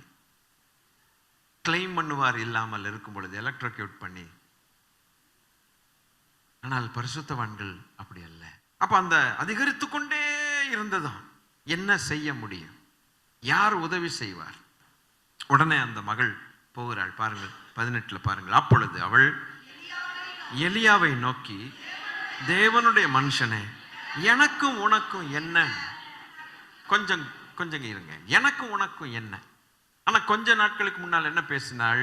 நம்மிடத்தில் வந்து போகிறவர் தேவனுடைய மனுஷனாய் காண்கிறேன். இப்போ தேவனுடைய மனுஷனே, உனக்கு எனக்கு சம்பந்தம் இல்லை, போயான். அது நான் கொச்சையான தமிழ்ல பேசுறேன், ஆனா நீட்டா கிளீனா எழுதி இருக்குது. உனக்கு எனக்கு சம்பந்தமே கிடையாது, போயிடு. உனக்கு எனக்கு என்ன? என் அக்கிரமத்தை நினைக்க பண்ணவும் என் குமாரனை சாக பண்ணவுமா என்னிடத்தில் வந்தீர். மனுஷனுக்கு மனக்லேசத்தில் என்ன சொல்றாங்கிறதே தெரியல. ஆனால் ஒரு பரிசுத்தவானிடத்தில் நான் நன்மை பெற்றோம் என்கிறதான ஒரு நல்ல காரியத்தில் விசுவாசிக்கிற ஒரு மகளாக இருந்திருப்பாள். ஆனால் மரியாதையாய் பேசியிருப்பாள். தேவனிடத்திலிருந்து நன்மை பெற்றதான நாம் அவரிடத்திலிருந்து தீமை பெற வேண்டாமோன்னு எவ்வளவு ஜாக்கிரதை உஷாரா பேசினா பார்த்தீங்களா? இருக்கீங்களோ? ரொம்ப உஷாரா பேசினா. அவன் நீதிமான். ஏதோ பாவம், பரவாயில்ல, விட்டுருங்க. மகள் ஏதோ அவசரப்பட்டுட்டா, ரைட், விடுங்க. நீங்க என்னுடைய அக்கிரமத்தை நீங்க நினைப்பூட்டணும். நான் இப்படி செத்த பிறகு நினைப்பூட்டுறது இல்லை. நீங்க எங்க வீட்டுக்கு வந்த போதே நேராவே சொல்லிடலாமே, நீ ஒரு அக்கிரமக்காரி, உனக்கு பிள்ளைய பிறக்காதுப்பா அப்படின்னு போயிட்டே இருக்கலாமே. ஏன் இப்படி? கொஞ்சம் யோசிச்சு பேசி இருக்கலாமே. ரெண்டாவது அவள் சொல்றா, என் குமாரனை சாக பண்ணவா நீர் வந்தீருங்க. ஒரு பரிசுத்தவான், ஒரு தீர்க்கதரிசி நம்ம வீட்டுக்கு வர்றாரு, அவர் மூலமா ஒரு நன்மை கிடைக்குதுன்னா ஜீவன் கொடுக்கவா இல்ல சாக பண்ணவா? அதை கண்ணால பார்த்து இல்லை. அப்ப ஜீவனை கொடுத்தவர் தேவன் அல்லவா? அல்லவா? அப்ப நீரேற வந்தீர்னு கேட்டா என்ன நியாயம் அதுல? சரி, எப்படியோ அந்த மனக்லேசத்தை புரிஞ்சுக்கிட்டார். எலியா புரிஞ்சுட்டு அவனை என்னிடத்தில் கொண்டு வான் கொடுன்னார். அதுக்கப்புறம் நடந்த சரித்திரம் உங்களுக்கு தெரியும். உயிருள்ளவனாய் திரும்ப பெற்றாள். அது வரைக்கும் அவள் பட்டப்பாடு. என்ன பேசணும்னே தெரியாத அளவுக்கு அவள் பேசுற அளவுக்கு அவருடைய மனக்லேசம் எவ்வளவுன்னு பார்த்தீங்களா? கொஞ்சம் நல்ல காரியங்கள் அனுபவித்த பிறகு இந்த காரியங்கள் நடந்த பின்புன்னு ஆரம்பிக்குது. அதுதான் என்னுடைய பாயிண்ட். விசுவாச பரீட்சையில் நல்ல ஆண்டவர் ஆபிரகாமை சோதித்து, நான் உனக்கு அரணாயிருப்பேன், உனக்கு இதுவாயிருப்பேன், கேடகமாயிருப்பேன், மகா பெரிய பலனாயிருப்பேன், அதாக்கும் இதாக்கும்னு சொல்லி பயங்கர காரியங்களை செஞ்சுட்டு குமாரனை வேற கொடுத்த பிறகு கொண்டு போய் மலையில இந்த காரியங்கள் நடந்த பின்புன்னு அங்க எழுதியிருக்கோம். 15:1 ஆண்டவர் பிராமிஸ் பண்ணுகிறார். 18:1 பிராமிஸ் பண்ணி ஆசீர்வதித்து சோதனை பண்ண பார்க்கிறார். சில நேரங்களில் வாழ்க்கையில் பயங்கர விதமான உபத்திரவங்கள், அவமானங்களை சந்திக்க வேண்டியிருக்கும். நீங்களாம் சந்திக்காம இங்க வந்து உட்கார்ந்துருக்கீங்கன்னு நான் சொல்லவே மாட்டேன். எவ்வளவோ சந்தித்தோம். அல்லேலூயா. தேவ கிருபைதான் தாங்கினது. சொல்ல முடியாத அவமானங்கள், வெளியில சொல்லவே முடியாது. பிள்ளை பிறக்கலைன்னா ஒரு அவமானம், அதுன்னா இதுன்னா எத்தனை பேர் என்னென்ன மாதிரி பேசினானுங்க. எல்லாத்தையும் கடந்து வர பண்ணின தெய்வம் இன்னும் கடைசி வரைக்கும். இதற்கு பின்பு இவைகள் நடந்த பின்பு, இவைகள் நடந்த பின்பு, இவைகள் நல்ல நாட்களை கண்ட அடுத்த நிமிஷம் நமக்கு சூறாவளி வீச அவையெல்லாம் தேவ கிருபையில தாண்டி வர வர வர, ஒருவன் என்னை பின்பற்ற மனதாய் இருப்பானானால், நீங்க சொல்லலாமே, என் சிலுவையே அல்ல. ஒரு வருஷத்துக்கு 364 நாட்கள், எத்தனை நாள் இருந்தாலும் அத்தனை நாளுக்கும் ஒவ்வொரு நாளுக்கும் ஒவ்வொரு சிலுவை இருக்குது. மறந்து போக வேண்டாம். பெரிய சிலுவையோ சின்ன சிலுவையோ, மச்சானோ மாமானோ, வெளியில உள்ளாளோ உள்ளாளோ தெரியல, ஆனா அது ஒரு சிலுவை காத்திருக்குது. அல்லேலூயா. அந்த சிலுவை எடுத்துக்கொண்டு தானே போக சொல்லி இருக்கிறாரு. எனக்கு மாத்திரம் ஏன் அப்படின்னா, உனக்கு மாத்திரம் ஒரு சிலுவையை வந்து கூட்டி கொடுக்கல, 465 கொடுக்கல, ஒவ்வொருத்தருக்கும் அவ்வளவு சிலுவை கொடுத்துருக்கிறாரு. இப்ப மற்றவனுக்கு கொடுக்கலையா? இருக்குது. சிலுவையை சுமக்க அவனுக்கு ஆசை இல்லை. ஸ்தோத்திரம். சிலுவையை சுமக்க ஆசை இல்லை. உண்மையான பரிசுத்தவான்களை நாம் இருப்போமானால் சிலுவையை தவிர்க்கவே முடியாது, தப்பவும் முடியாது. அல்லேலூயா. அந்த சிலுவை மத்தியில தான் சிரிக்க வைக்கிற தெய்வம். ஆமென், ஆமென். அந்த கசப்பு கலந்ததான அந்த காடி, அந்த பாத்திரத்தில் நாம் பானம் பண்ண வேண்டியது அவசியம் என்று தேவன் கண்டால் பானம் பண்ணித்தான் ஆக வேண்டும். இதெல்லாம் முடித்து போகும் பொழுது நாம் எதுவாக மாறுகிறோம் என்றால், நாம் கர்த்தருடைய சிலுவையின் மக்களாக மாறுகிறோம். இது இரண்டாவது. நான் முதலாவது சொன்னதை மறுபடியும் கேட்பேன், நீங்க தான் பதில் சொல்லணும். அந்த 4 காரியங்களுக்கு விரோதமாக போர் செய்து ஜெயம் கொள்ளுகிறவன் யாராக மாறுகிறான்? He becomes man of the book of God. Book of God. A man who has become the book of God has become the author of that book of man, book of God. Who is the author of this book? Jesus Christ. இந்த புஸ்தகத்தின் மனுஷனாக மாறினவன் இந்த புஸ்தகத்தை எழுதினவனுடைய மனுஷனாக மாறுகிறான். No man can love God more than he loves his word. A man cannot increase the measure of love of God which he claims by his words more than he demonstrates it by obeying to show the measure of love that he has for his word. தேவனுடைய புஸ்தகத்தில் தேவனுடைய வார்த்தையை நேசிக்கிற அளவுக்கு தக்கதாக அவ்வளவுதான், அந்த அளவுதான் அவன் தேவனை நேசிக்கிறான் என்பதற்கு பொருள். 10% தேவனுடைய வசனத்தை நேசித்தால் அவன் தேவனை நேசிக்கிறதுக்கு சமம் என்ன? 10% தான். பைபிளை தொடாதவன், வாழ்நாளெல்லாம் பைபிளை தொடாதவன், படிக்காதவன் நான் தேவனை நேசிக்கிறேன் என்று சொல்வானானால் பொய்யன். ஒருவன் என்னிடத்தில் அன்பாயிருக்கிறேன் என்று சொல்வானால் நான் சொல்லிய கற்பனைகளை அவன் கைக்கொள்ள கடவன்.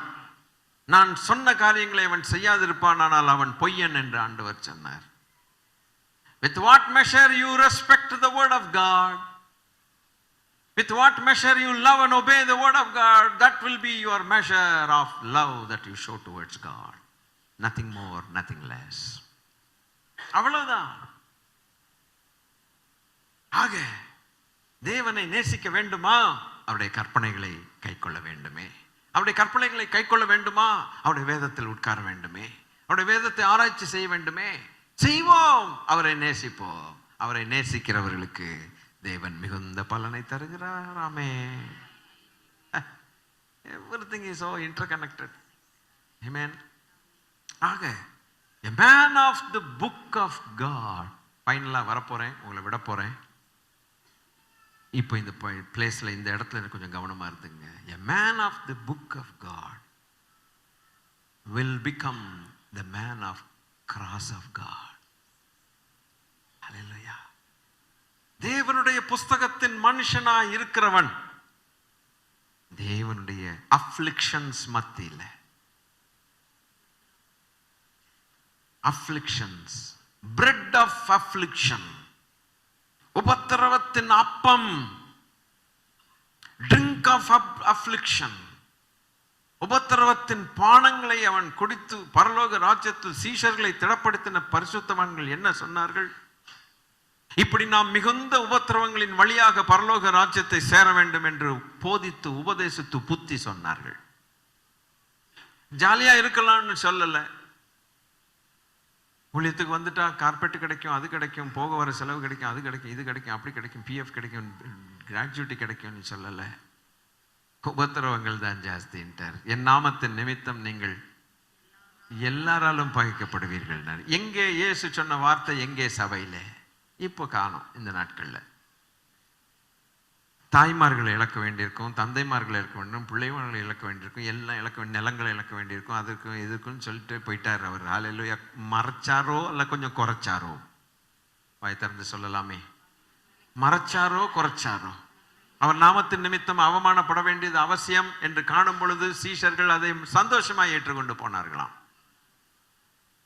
அடிவதை வாங்கும் போது அதை சந்தோஷமாக ஏற்றுக்கொண்டு போனார்களாம். அடிச்சுட்டாங்க, இனிமேல் நான் உங்களுடைய ஊழியத்தை செய்ய மாட்டேன்னு சொல்லவே கிடையாது.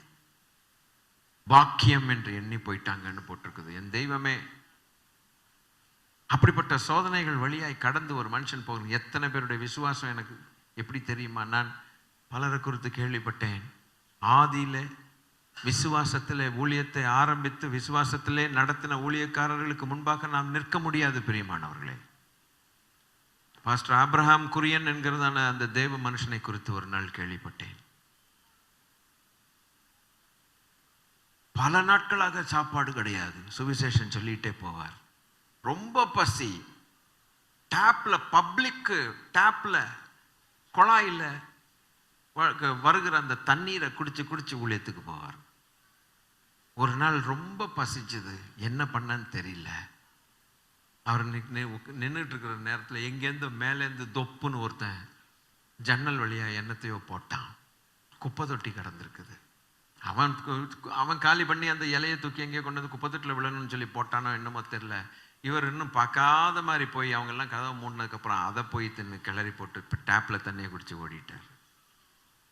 எங்கே நம்மெல்லாம் எவ்வளவு வசதிகள் நமக்கு! இவ்வளவு வசதிகள் இருந்தும் we have not still become the man of the book and man of the cross. இல்ல, யோசிச்சு பாருங்க பிள்ளைகளே. அவங்க அவ்வளவு ஒண்ணுமே இல்லாத இருக்கும்போது கூட they became the man of the book and man of the cross of Christ.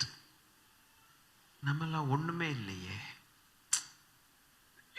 இப்படி நான் ஒரு நபரை குறித்து உங்களுக்கு சொன்ன, எத்தனை நபர்கள் இப்படிப்பட்டதான பாதையிலே சென்று குழியிலையும் விழப்பண்ணி அட்டி உத வாங்கி எந்திரிச்சு குழியிலிருந்து வெளியில வர முடியாமல் இருக்கக்கூடிய நிலைமையில தேவன் அவர்களோட கூட இருந்து ஆற்றி தேற்றி பாடல்களை கொடுத்தார். அப்படி பாடின பாடல்கள் நாம் இன்று பாடிக்கொண்டிருக்கிறோம். அந்த பாடலுக்கு ஒரு நாளும் மகிமை குறைவதே இல்லை. காரணம், உபத்திரவத்தின் வழியாய் வந்ததான பாடல்கள். கீபோர்டை போட்டு கீபோர்டுக்காக பாடின பாடல்கள் அல்ல. சீடிவிப்பதற்காக போட்ட பாடல்கள் அல்ல. இரத்த காயங்களோடு தெய்வமேன்னு சொல்லி அவர்கள் பாடினார்கள். ஒரு புஸ்தகம் ஒன்று உண்டு, பாடல் பிறந்த கதைன்னு ஒரு புஸ்தகம் இருக்கும். இஎல்எஸ்ல எங்கெல்லாம் போய் நீங்க வாங்கி பாருங்க. இந்த பழைய பாடல்கள், இந்த பரிசுத்தவான்கள் எப்படி பாடினார்கள் பிறந்த கதையெல்லாம் அங்க பின்னால எழுதி வச்சிருப்பாங்க. Nearer my God, near to me அந்த ஒரு பாட்டு இருக்கு பார்த்தீங்களா? அதாவது பழைய இதெல்லாம் அந்த உபத்திரவத்தின் வழியாய் வந்ததான பாடல்கள், லேசான பாடல்கள் கிடையாது. துக்கத்தின் பான பாத்திரம் கர்த்தா என்னை கையில் தந்தால் சந்தோஷத்தோடு அதை வாங்கி கானம் பாடும். மியூசிக்காக பாடின பாட்டே கிடையாது. அடி உத வாங்கி மரண தருவாயிலிருந்து எழுதினதான பரிசுத்தவான்கள் வாயிலிருந்து பெறப்பட்டதான பாடல்கள். கிறிஸ்துவின் சிலுவையின் மக்களாக மாறினார். கிறிஸ்துவின் உபதேசத்தின் மக்களாக மாறினவர்கள் கிறிஸ்துவின் சிலுவையின் மக்களாக மாறினார்கள். இது ரெண்டும் ஸ்டார்ட் பண்ணி முடிச்சுட்டா, இது முடியும் போது நான் உங்களுக்கு சொல்லுகிறேன். ரொம்ப இழுக்க நான் பார்க்கல. கர்த்தருக்கு ஸ்தோத்திரம். என்னுடைய டெமான்ஸ்ட்ரேஷன் இப்போ நீங்க பார்த்தே ஆகணும். கிறிஸ்துவின் புஸ்தகத்தின் பங்காய் இருந்தவர்கள், கிறிஸ்துவின் சிலுவையின் பங்காய் இருந்தவர்கள், இப்பொழுது அவர்கள் எதற்கு பங்காய் மாறுகிறார்கள்? The character begins. இப்பதான் கேரக்டர் ஸ்டார்ட் ஆகுது. They become the people of divine character of Christ. மூணாவது. முதலாவது புஸ்தகத்தின், நீங்க நல்ல மனந்திருந்து சொல்லுவீங்கன்னு, தேவனுடைய புஸ்தகத்தின் மனுஷர்கள் எப்போ எப்போ முடியும்? நான்கையும் எதிர்த்து போராடும் பொழுது. அடுத்து உபத்திரவங்கள் வர வேண்டாம்னு சொல்ல முடியுமா? நான் ஒரு கேஸை சொல்லியிருக்கிறேன் பைபிள்ல இருந்து. ஏகப்பட்ட உபத்திரவங்கள் வருதியா, எல்லாத்தையும் தாங்கி சகித்து போராடி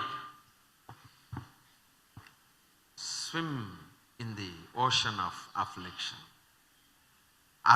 அதையும் தாண்டி வருகிறவர்களுக்கு உண்மையான இது ரெண்டுலையுமே அவன் செத்து போயிடுவான். டிவைன் கேரக்டர் ஸ்டார்ட் ஆகுது. அல்லேலூயா. நல்லா ஒன்று சொல்றேன், இப்போ கவனிச்சிருங்க. இப்படிப்பட்ட ஒரு மனுஷன் செத்து போறான்னு, இறந்து போறான்னு வச்சுங்களேன். அவனுடைய வேலை வந்தது, அவன் இறந்து போகிறான். He takes his character up and drops the book down. ரொம்ப ஆச்சரியமா இருக்கு. எதை செய்யறான்? அவனுக்கு அந்த டிவைன் கேரக்டர் டெவலப் ஆகுது இல்ல, அது அவனோடு பரலோகத்துக்கு போகும். அவனோடு போகுது. அப்ப அவன் ஒரு பெரிய பொக்கிஷத்தை சம்பாதிச்சுட்டு கொண்டு போறான். எதனால சம்பாதிச்சான் ஐயா?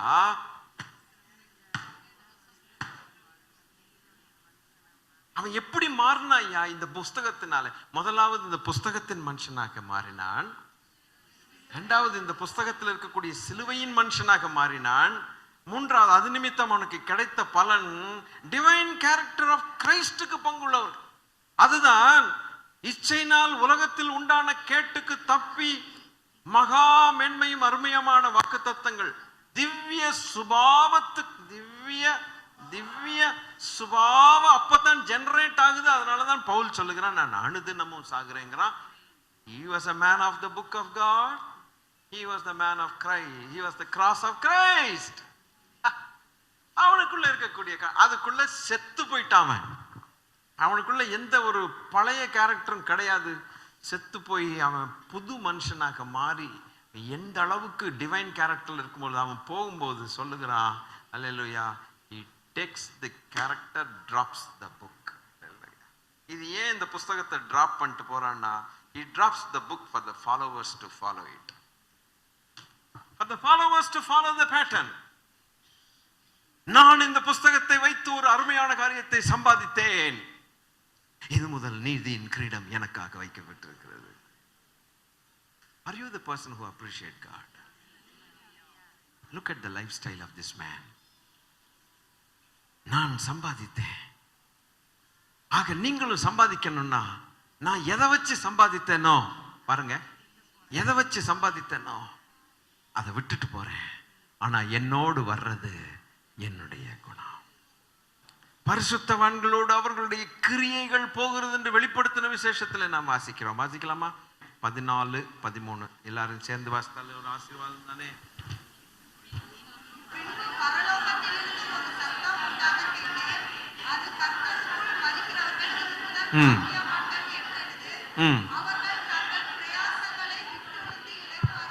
இளைப்பாறுவார்கள்.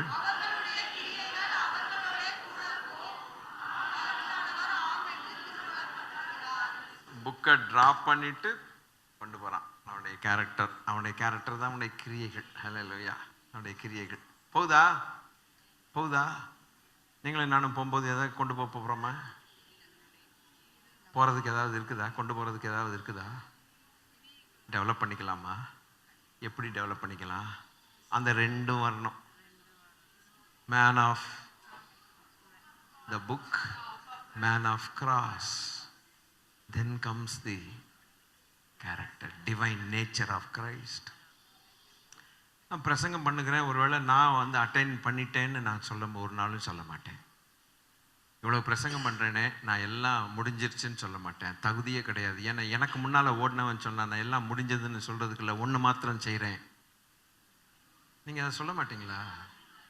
பின்னானவைகளை மறந்து முன்னானவைகளை எல்லாம் அடைந்தாயிற்றுன்னு நான் சொல்றது இல்லைன்னு அவனே சொல்லிட்டான். அவனே அப்படி சொல்லும் பொழுது நான் எப்படி சொல்ல முடியும்?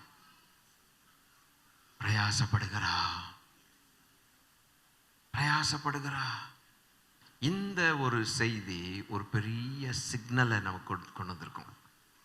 இது வரைக்கும் நம்ம என்னடா செஞ்சா? have I become the man of the book of God? ஒரு கேள்வி நம்ம போட்டுக்கணும். நான் உங்களை கேட்கக்கூடாது. ஸ்தோத்திரம். have I become a person of cross of Christ? சிலுவையின் மனுஷனாக நான் இருக்கிறேனா, மாறிட்டேனா? ஒரு கேள்வி. அப்படி சிலுவையின் மனுஷனாக மாறிட்டா ஏன் இந்த சண்டை, அது இது ஐயோ இதெல்லாம் அதுக்குள்ள நான் போக விரும்பல. நம்முடைய அழுக்கு நமக்கே சொல்லலாமே, நம்முடைய குற்றங்கள் நமக்கே தெரியும், நம்முடைய பலவீனங்கள், நாம் செய்தவைகள், செய்யத்தகாதவைகள், செய்தது நமக்கே தெரியும். அப்போ ஒரு மெஷர் என்ன மெஷர்ல நம்ம மேன் ஆஃப் புக்காக மாறி இருக்கோம், புஸ்தகத்தின் மனுஷனா மாறி இருக்கோம், சிலுவையின் மனுஷனா மாறி இருக்கோங்கிறது அவங்களுக்கு மெஷர். அப்போ அதுக்கு ஏற்றபடி தான் கேரக்டர், டிவைன் கேரக்டர் டெவலப் ஆகுது இல்லை? அது நீங்களா இந்த என்ன, நானா இந்த என்ன. ஹல்லேலூயா. பவுலடிகள் சொன்னதை ஞாபகத்தில் வச்சுட்டு டிராப் பண்ணணும். புஸ்தகத்தை டிராப் பண்ணி பின்னால் வர்றவங்களுக்கு இதை வச்சு சம்பாதிச்சு கொண்டு வாடா, மேலே சாமர்த்தியம் இருந்தால் கொண்டு வாடான்னு சொல்லிட்டு போனான். பவுல் விட்ட சவால் என்ன? அவன் செம்மையா கலெக்ட் பண்ணிட்டு போயிட்டான், சூப்பராக போயிட்டான். ஹல்லேலூயா. பயங்கரமாக அள்ளிட்டு போயிட்டான், இதுலேருந்து கறந்துட்டு போயிட்டான். நல்லா படிக்கிறவன்ட்ட ஒரு மக்கு பையன் போய் சேர்ந்தான்னா அவன் சொல்லுவான், டே எப்படிரா படிக்கிற, எதுரா படிக்கணும்னு சொல்றான்னா, அதை மண்டு உனக்கு தெரியாதா, இந்த மாதிரி படிக்கணும்டா அந்த மாதிரி படிக்கணும்டான்னு தெரிஞ்ச பிறகு 10 மார்க் வாங்கினவன் திடீர்னு 60 மார்க் வாங்கிட்டான். இவனை விடுவானா? அவன் யாரு? அந்த நல்லா படிக்காதவன் நல்லா படிக்கிறவனை விடுவானா? அது போல நான் உங்களை விட்டுருவேன் அவ்வளோ சீக்கிரம் இன்னைக்கு? எப்படி இருக்க? அப்போ கறக்கலான்னு பார்ப்பான் இல்லையா? ஹல்லேலூயா. அது போலதான் செம்மையா வாங்கிட்டு போயிருக்கான், மேலே கறந்துட்டு நமக்கு ஒரு நல்லது செஞ்சுட்டு போயிருக்கிறான். புக்கை டிராப் பண்ணிட்டு போயிட்டான். ஹல்லேலூயா. அப்படின்னா என்ன அர்த்தம் தெரியுமா? அவன் பண்ண பிரசங்கத்தை எல்லாம் டிராப் பண்ணிட்டு நமக்கு விட்டுட்டு போயிட்டான். அதாவது அவன் பண்ண பிரசங்கங்கள் தேவன் நம்மோடு கூட விட்டுட்டு போயிருக்கிறான். அவன் விட சொல்லிட்டு போயிருக்கிறார். அவன் நீ மேல வர்ற சுயநலமா இருக்கு, நீ சுயத்துக்கு செத்தவன் தானே. யாரு? பவுல் செத்தவன் தானே. அப்ப விட்டு போ. சில தொடச்சி எடுத்துட்டு போயிடுவான். எல்லாத்தையும் கீழே டிராப் பண்ணிட்டு போ. பின்னால் ஒரு கும்பலே வரும். நான் திரும்பி வர்ற வரைக்கும் சபை பெரிய கும்பல் வரும். அவ்வளவு பேருக்கும் நீ யுவர் ஒர்க் ஆஃப் லிட்ரேச்சர், எதுலேருந்து நீ இந்த கிருபையெல்லாம் கேரக்டரையும் கிரியைகளையும் வாங்கினங்கிறது சொல்லு. Leave the legacy to the followers. கிடைச்சதுக்காக ஸ்தோத்திரம். கிடைச்சதுக்காக ஸ்தோத்திரம். நான் சொல்ற ஸ்தோத்திரத்துக்கும் நீங்க இப்ப சொல்ற ஸ்தோத்திரத்துக்கும் வித்தியாசம் இருக்கக்கூடாது. அல்லேலூயா. அட எப்படி விட்டுட்டு போனானே, கிடைக்காதது கிடைச்சதே. நம்மளும் எண்டுல அவங்க பின்னால வர்றவனுக்கு விட்டுட்டு போயிடலாம். நம்ம பண்ற பிரசங்கங்கள் விசுவாச பிரசங்கங்கள், விசுவாச கிரியைகள், தேவனுக்கென்று ஊழியம் செய்தது எல்லாம் நமக்கு சம்பாதிச்சு கொடுக்கும். அதோடு கூட பின்னால வர்றவனுக்கு பெரிய பொக்கிஷமா விட்டுட்டு போகும். அல்லேலூயா. செஞ்சோமா, சர்ச்சுக்கு வந்தோன்னு இல்லை, வந்தோன்னு சொன்னா ஒன்றும் இல்லை, செஞ்சோமா. ஏதாவது இருக்குதா பின்னால நம்ம கொண்டு போறதுக்கு? ஏதாவது இருக்குதா பின்னால இருக்கவனுக்கு கொடுக்கறதுக்கு? ஏதாவது இருக்குதா? இதுதான் கேள்வி. கேள்வி என்ன? ஏதாவது இருக்காயா? 40 வருஷம் 30 வருஷம் 80 வருஷம் சர்ச்சுக்கு வர்ற, ஏதாவது கொண்டு போவியா மேல? மாமனார் மாமியார் சண்டை, மருமக சண்டை, இன்னும் ஒளியிலையா? என்னையா நீ? எப்பயா இந்த புஸ்தகத்தின் மனுஷனா மாற போற? எப்பயா சிலுவையின் மனுஷனா மாற போற? இது ரெண்டும் நடந்தா தான் என் கேரக்டரே பில்டப் ஆகுது. மேலே கொண்டு போறதுக்கு ஏதாவது இருக்குதா? நம்ம ரட்சிக்கப்படாதவங்களை பார்த்து என்ன கேட்போம்னா, இன்று நீ மரித்தால் எங்கே போவாயின்னு கேட்போம். இப்போ விசுவாசிகளை பார்த்து என்ன கேட்கணும்? இன்று மரித்தால் எண்ணத்தை கொண்டு போவாய், எண்ணத்தை விட்டுட்டு போகிறாய் என் தேவனே. இப்போ காரியத்தின் கடைத்தொகை என்னன்னா, கூட்டி கழிச்சு பார்த்தா நம்ம ஒன்னும் கொண்டு போறதுக்கும் மேல இல்ல, விட்டுட்டு போறதுக்கும் ஒண்ணு இல்ல. இது வரைக்கும் ஆனா உயிரோட இருக்கிறோம். ஏதோ உயிரோட இருக்கிறோம். இன்னும் கொஞ்ச நாள் இருக்குமா? இருக்கிறோம்னா இருக்கும். நாளை போனா நாளைக்குள்ளையாவது ஏதாவது இருக்காது. அப்படி தேவன் நம்மளை செய்யறது இல்லை. இன்னும் காலங்களை கொடுத்துருக்கிறாரு. சம்பாதிக்கலாம்ல. இத எப்படி சம்பாதிக்கலாமா? விட்டு போறவங்களுக்கு, பின்னால வரவங்களுக்கு விட்டு போலாமா? பவுல் செஞ்சது தானே செய்ய போறோம். Man of the book, man of the cross, man of the divine nature. Of அந்த டிவைன் நேச்சர் தான் கிரியைகள் மேலே போகும். இதெல்லாம் கீழே வந்துடும். ஆனால் அது அந்த ரெண்டு தான் அந்த மூணாவது தயார் பண்ணோம், ஜெனரேட்டர். அல்லேலூயா. கர்த்தருக்கு ஸ்தோத்திரம். ஒரு சின்ன வாசகம். It is important to be than to do. To be ங்கிற ஒரு வார்த்தை முக்கியம். To doங்கிற வார்த்தையை காட்டிலும், என்ன செய்யணுங்கிறத காட்டிலும் என்னவா இருக்கிறோங்கிறது ரொம்ப முக்கியம். To be, quotesல, to be is important than to do. ஒரு புறம் உலகம் புறம் வேலை செய்யறேன்னு சொல்லிட்டு வாரத்துல இருந்து கால் நிக்கிறதே இல்லை. படப்படப்பட்டு எங்கெங்கெல்லாம் போறேன். நான் ஊழியம் செய்றேன், அந்த ஊழியம் செய்றேன், இந்த ஊழியம் செய்றேன், இந்த ஊழியம் செய்றேன், இப்படி போறேன், அப்படி போறேன், இப்படி போறேன், அப்படி போறேன், இப்படி போறேன். கடைசியில் he has done it, but he is not to be. He failed to be fit to the kingdom of God. முதல்ல to be யாரா இருக்கணுங்கிறது முக்கியம். எது செய்யறதுன்னு முக்கியம் இல்லை. யாராக இருக்கணுங்கிறத அதை ஒழுங்குபடுத்திக்கிட்டான்னா எதை செய்யணும்னு சொல்றது கர்த்தருடைய சத்தத்தை கேட்காம ஆரம்பிச்சிடுவான். கரெக்டா செய்வான். யாராவது இருக்கணும், கரெக்டா இருக்கிறவனாகவே இருக்கவும் செய்வான்.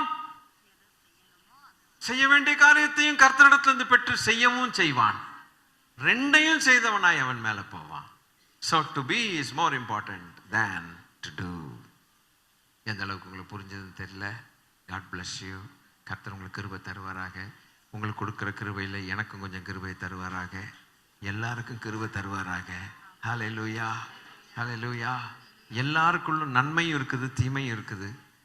முற்றிலும் 100க்கு 100 மோசமானவங்கன்னு கிடையாது, சொல்ல முடியாது. ஆனால் மெஷர் வித்தியாசமாக இருக்கும், அளவுகள் வித்தியாசமாக இருக்கும். ஹல்லேலூயா. கடைசியில் நம்ம சொல்ல வேண்டிய he is the man of the bookன்னு சொல்லணும். அதே நேரத்தில் he is the man of the crossன்னு சொல்லணும். டிவைன் நேச்சர்னு சொல்லணும். அந்த நேச்சரோட மேலே போயிட்டான். பின்னால் ஒரு பெரிய லெகசியை நமக்கு விட்டு வச்சுட்டு போனான்னு சொல்லணும். அது கர்த்தர் நமக்கு ஆயத்தப்படுத்துவார். நாம் அதற்கு ஒத்துழைத்தால் கர்த்தர் ஆயத்தம். எந்திரிச்சு ஜெபம் பண்ணிடலையா? ஒரு செகண்ட் நம்மை நாமே ஆராய்ஞ்சு தேவனிடத்துல சொல்லலாமே, பேசலாமே, கர்த்தர்கிட்ட பேசலாமே. பேச பழகுங்க. அப்பாட்ட பேச பழகுங்க. அப்பா, நீங்க சொன்னீங்கல்ல, நீங்க எழுதி கொடுத்தீங்கல்ல, அந்த வார்த்தை தானே இன்னைக்கு நாங்க கேட்டோம், அந்த ஆலோசனை தானே கேட்டோம். ஹல்லேலூயா. ஆவியானவர் எங்கள்கிட்ட சொன்னீங்களே, நான் இன்னும் மேன் ஆஃப் த புக்காக இருக்கேன். பேசுங்க, தப்பு என்ன, பேசுங்க. இந்த புஸ்தகத்தின் மனுஷனா நான் இருக்கேனா? ஆண்டவரே, இந்த புஸ்தகத்தின் மனுஷனா இருக்கேனா? தெய்வமே, ஹல்லேலூயா. தெய்வமே, எனக்கு என்னமோ இருதயம் அப்படி தோணலை. தோணுச்சுன்னா ஓகே, நன்றி. தோன்ற விட்டால் ஆண்டவரே நான் மாறணுமே. இந்த நாளுக்கு விரோதமாய் போற கம்பெல்லிங் நேச்சர் பார்த்தீங்களா? சின்ன பாவம், சாத்தான், உலகம், மாம்சம் எல்லாம் நம்மளை கம்பல் பண்ணி கட்டாயப்படுத்துதுங்க. பாவம் செய்யறதுக்கு, விலகி போறதுக்கு, விசுவாசத்தை குலைக்கிறதுக்கு கட்டாயப்படுத்துது. நம்ம எதிர்த்து நின்று போராடாட்டி நம்ம ஜெயிக்கவே முடியாது. அல்லேலூயா. போராட வேண்டி இருக்குது. இப்படி போராடினா அந்த புஸ்தகத்தின் மனுஷனாக மாறிடுறோம்.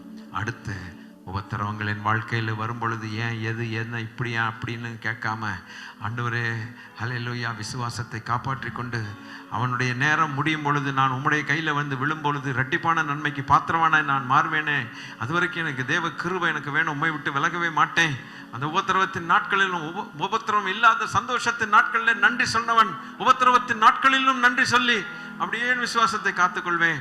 Man of the cross of மாறிடுவேன். ஆண்டவரே, இது ரெண்டுக்கும் வந்துருச்சுன்னா என்னுடைய பழைய காரியங்களுக்கு சூப்பராக செத்தே போயிடுவேன். இனி கேரக்டர் பில்டிங் ஆரம்பிக்கும். ஆண்டவரே ஹல்லேலூயா. என்னை பார்த்து அநேகர் ரட்சிக்கப்படுவார்கள். என் வாயின் வார்த்தைகளால் அநேகர் குணமாவார்கள். அநேகர் ரட்சிக்கப்படுவார்கள். என் சொந்தக்காரர்கள் ரட்சிக்கப்படுவார்கள். குடும்பத்தார் ரட்சிக்கப்படுவார்கள். சபையிலே நீர் மகிமைப்படுவீர் ஐயா. சோத்திரம், சோத்திரம். என்னோடு மேலே வர்றது என்னுடைய கேரக்டர் தானே, என்னுடைய கிரியைகள் தானே மேலே வரும். கீழே புக்கை ட்ராப் பண்ணி ஃபாலோவர்ஸுக்கு இதை வச்சு வாங்கடா, சேர்த்து வச்சுக்கிட்டு வாங்கடான்னு சொல்கிற அளவுக்கு ஒரு நல்ல லெகசியை ட்ராப் பண்ணுவேனே. எனக்கும் அங்கே மரியாதை, அங்கே பரலோகத்தில் நிறைய இருக்குமே ஐயா. நல்ல செய்தி. ஹல்லேலூயா. நான் எங்கே நிற்கிறேங்கிறத அழகாக படம் போட்டு காட்டினது போல இருக்குதே. ஆக கர்த்தருக்கு நன்றி சொல்ல, ஹல்லேலூயா, ஆசைப்படுகிறவர்கள் மாத்திரம் நன்றி சொல்லுங்கள். Thank you Lord. நன்றி, நன்றி, நன்றி, நன்றி அப்பா. ஒவ்வொரு நாளும் இது என்னை செக்கில் வைக்கும். ஒவ்வொரு நாளும் என்னை இது சரிப்படுத்தும். என் வாழ்க்கையை ஆசீர்வதிங்கப்பா. வந்திருக்கிறாங்கப்பா அப்பா, நீங்கள் கூட்டிகிட்டு வந்த ஒவ்வொரு ஆத்மாவுக்காக, ஒவ்வொரு குடும்பத்துக்காக நன்றிப்பா, நன்றிப்பா. காரணம் இல்லாமல் பேச மாட்டீங்கல்ல, காரணம் இல்லாமல் பேச மாட்டீங்க. ரொம்ப அழகாக காரியங்களை விவரித்து காட்டினீங்களே. ஆண்டவரே, ஆவியானவருக்கு நன்றி சொல்லுகிறோம். தொடர்ந்து எங்களை ஞாபகப்படுத்துங்க, இதெல்லாம் ஞாபகப்படுத்துங்க. ஆசீர்வதி. கிருபையில் நிலை கொண்டு இருக்கிறோம்ப்பா. மகிமையில் சேருவோங்கிற நம்பிக்கை அது எங்களை வெட்கப்படுத்தாதுப்பா. அந்த கிருபை காலத்தில் நாங்கள் எப்படி இருக்கணும், என்ன செய்யணும், என்ன மேலே வரும், எது வராது, எது நாங்கள் கீழே விட்டுட்டு போகணும், எல்லாம் சொல்லி கொடுத்துட்டீங்களே. நன்றி தகப்பனே. என் ஆண்டவர் இயேசு கிறிஸ்துவின் நாமத்தில் பிதாவே, ஆமென். நம்முடைய கர்த்தராக இருக்கிற இயேசு கிறிஸ்துவானவருடைய கிருபையும் பிதாவாகிய தேவனுடைய அன்பும் பரிசுத்த ஆவியானவருடைய ஆளுகையும் ஆலோசனையும் பலனும் ஆளுகையும் நம் அனைவரோடும் கூட கிறிஸ்து இயேசுவின் வரைகை மட்டும் இருப்பதாக. என் ஆத்துமாவே கரெக்டுங்க. ஆமாங்க, ஆமாங்க. ஆத்துமாவே மறக்காது. இதை சொல்லி கொடுத்த ஆண்டவருடைய கிருபையை மறக்காத. நன்றி, ஹல்லேலூயா. நன்றி. இயேசு கிறிஸ்துவின் ரத்தம் ஜெயம். ஆமென், ஹல்லேலூயா. கர்த்தர் உங்களை ஆசீர்வதிப்பாராக. தேவ சமாதானத்தோடு போய் வாருங்கள். கர்த்தருடைய முகப்பிரகாசம் உங்கள் மேல் வீசுவதாக. நீங்கள் ஆசீர்வதிக்கப்பட்டவர்களாக இருப்பீர்களாக. ஆமென், ஹல்லேலூயா. God bless you.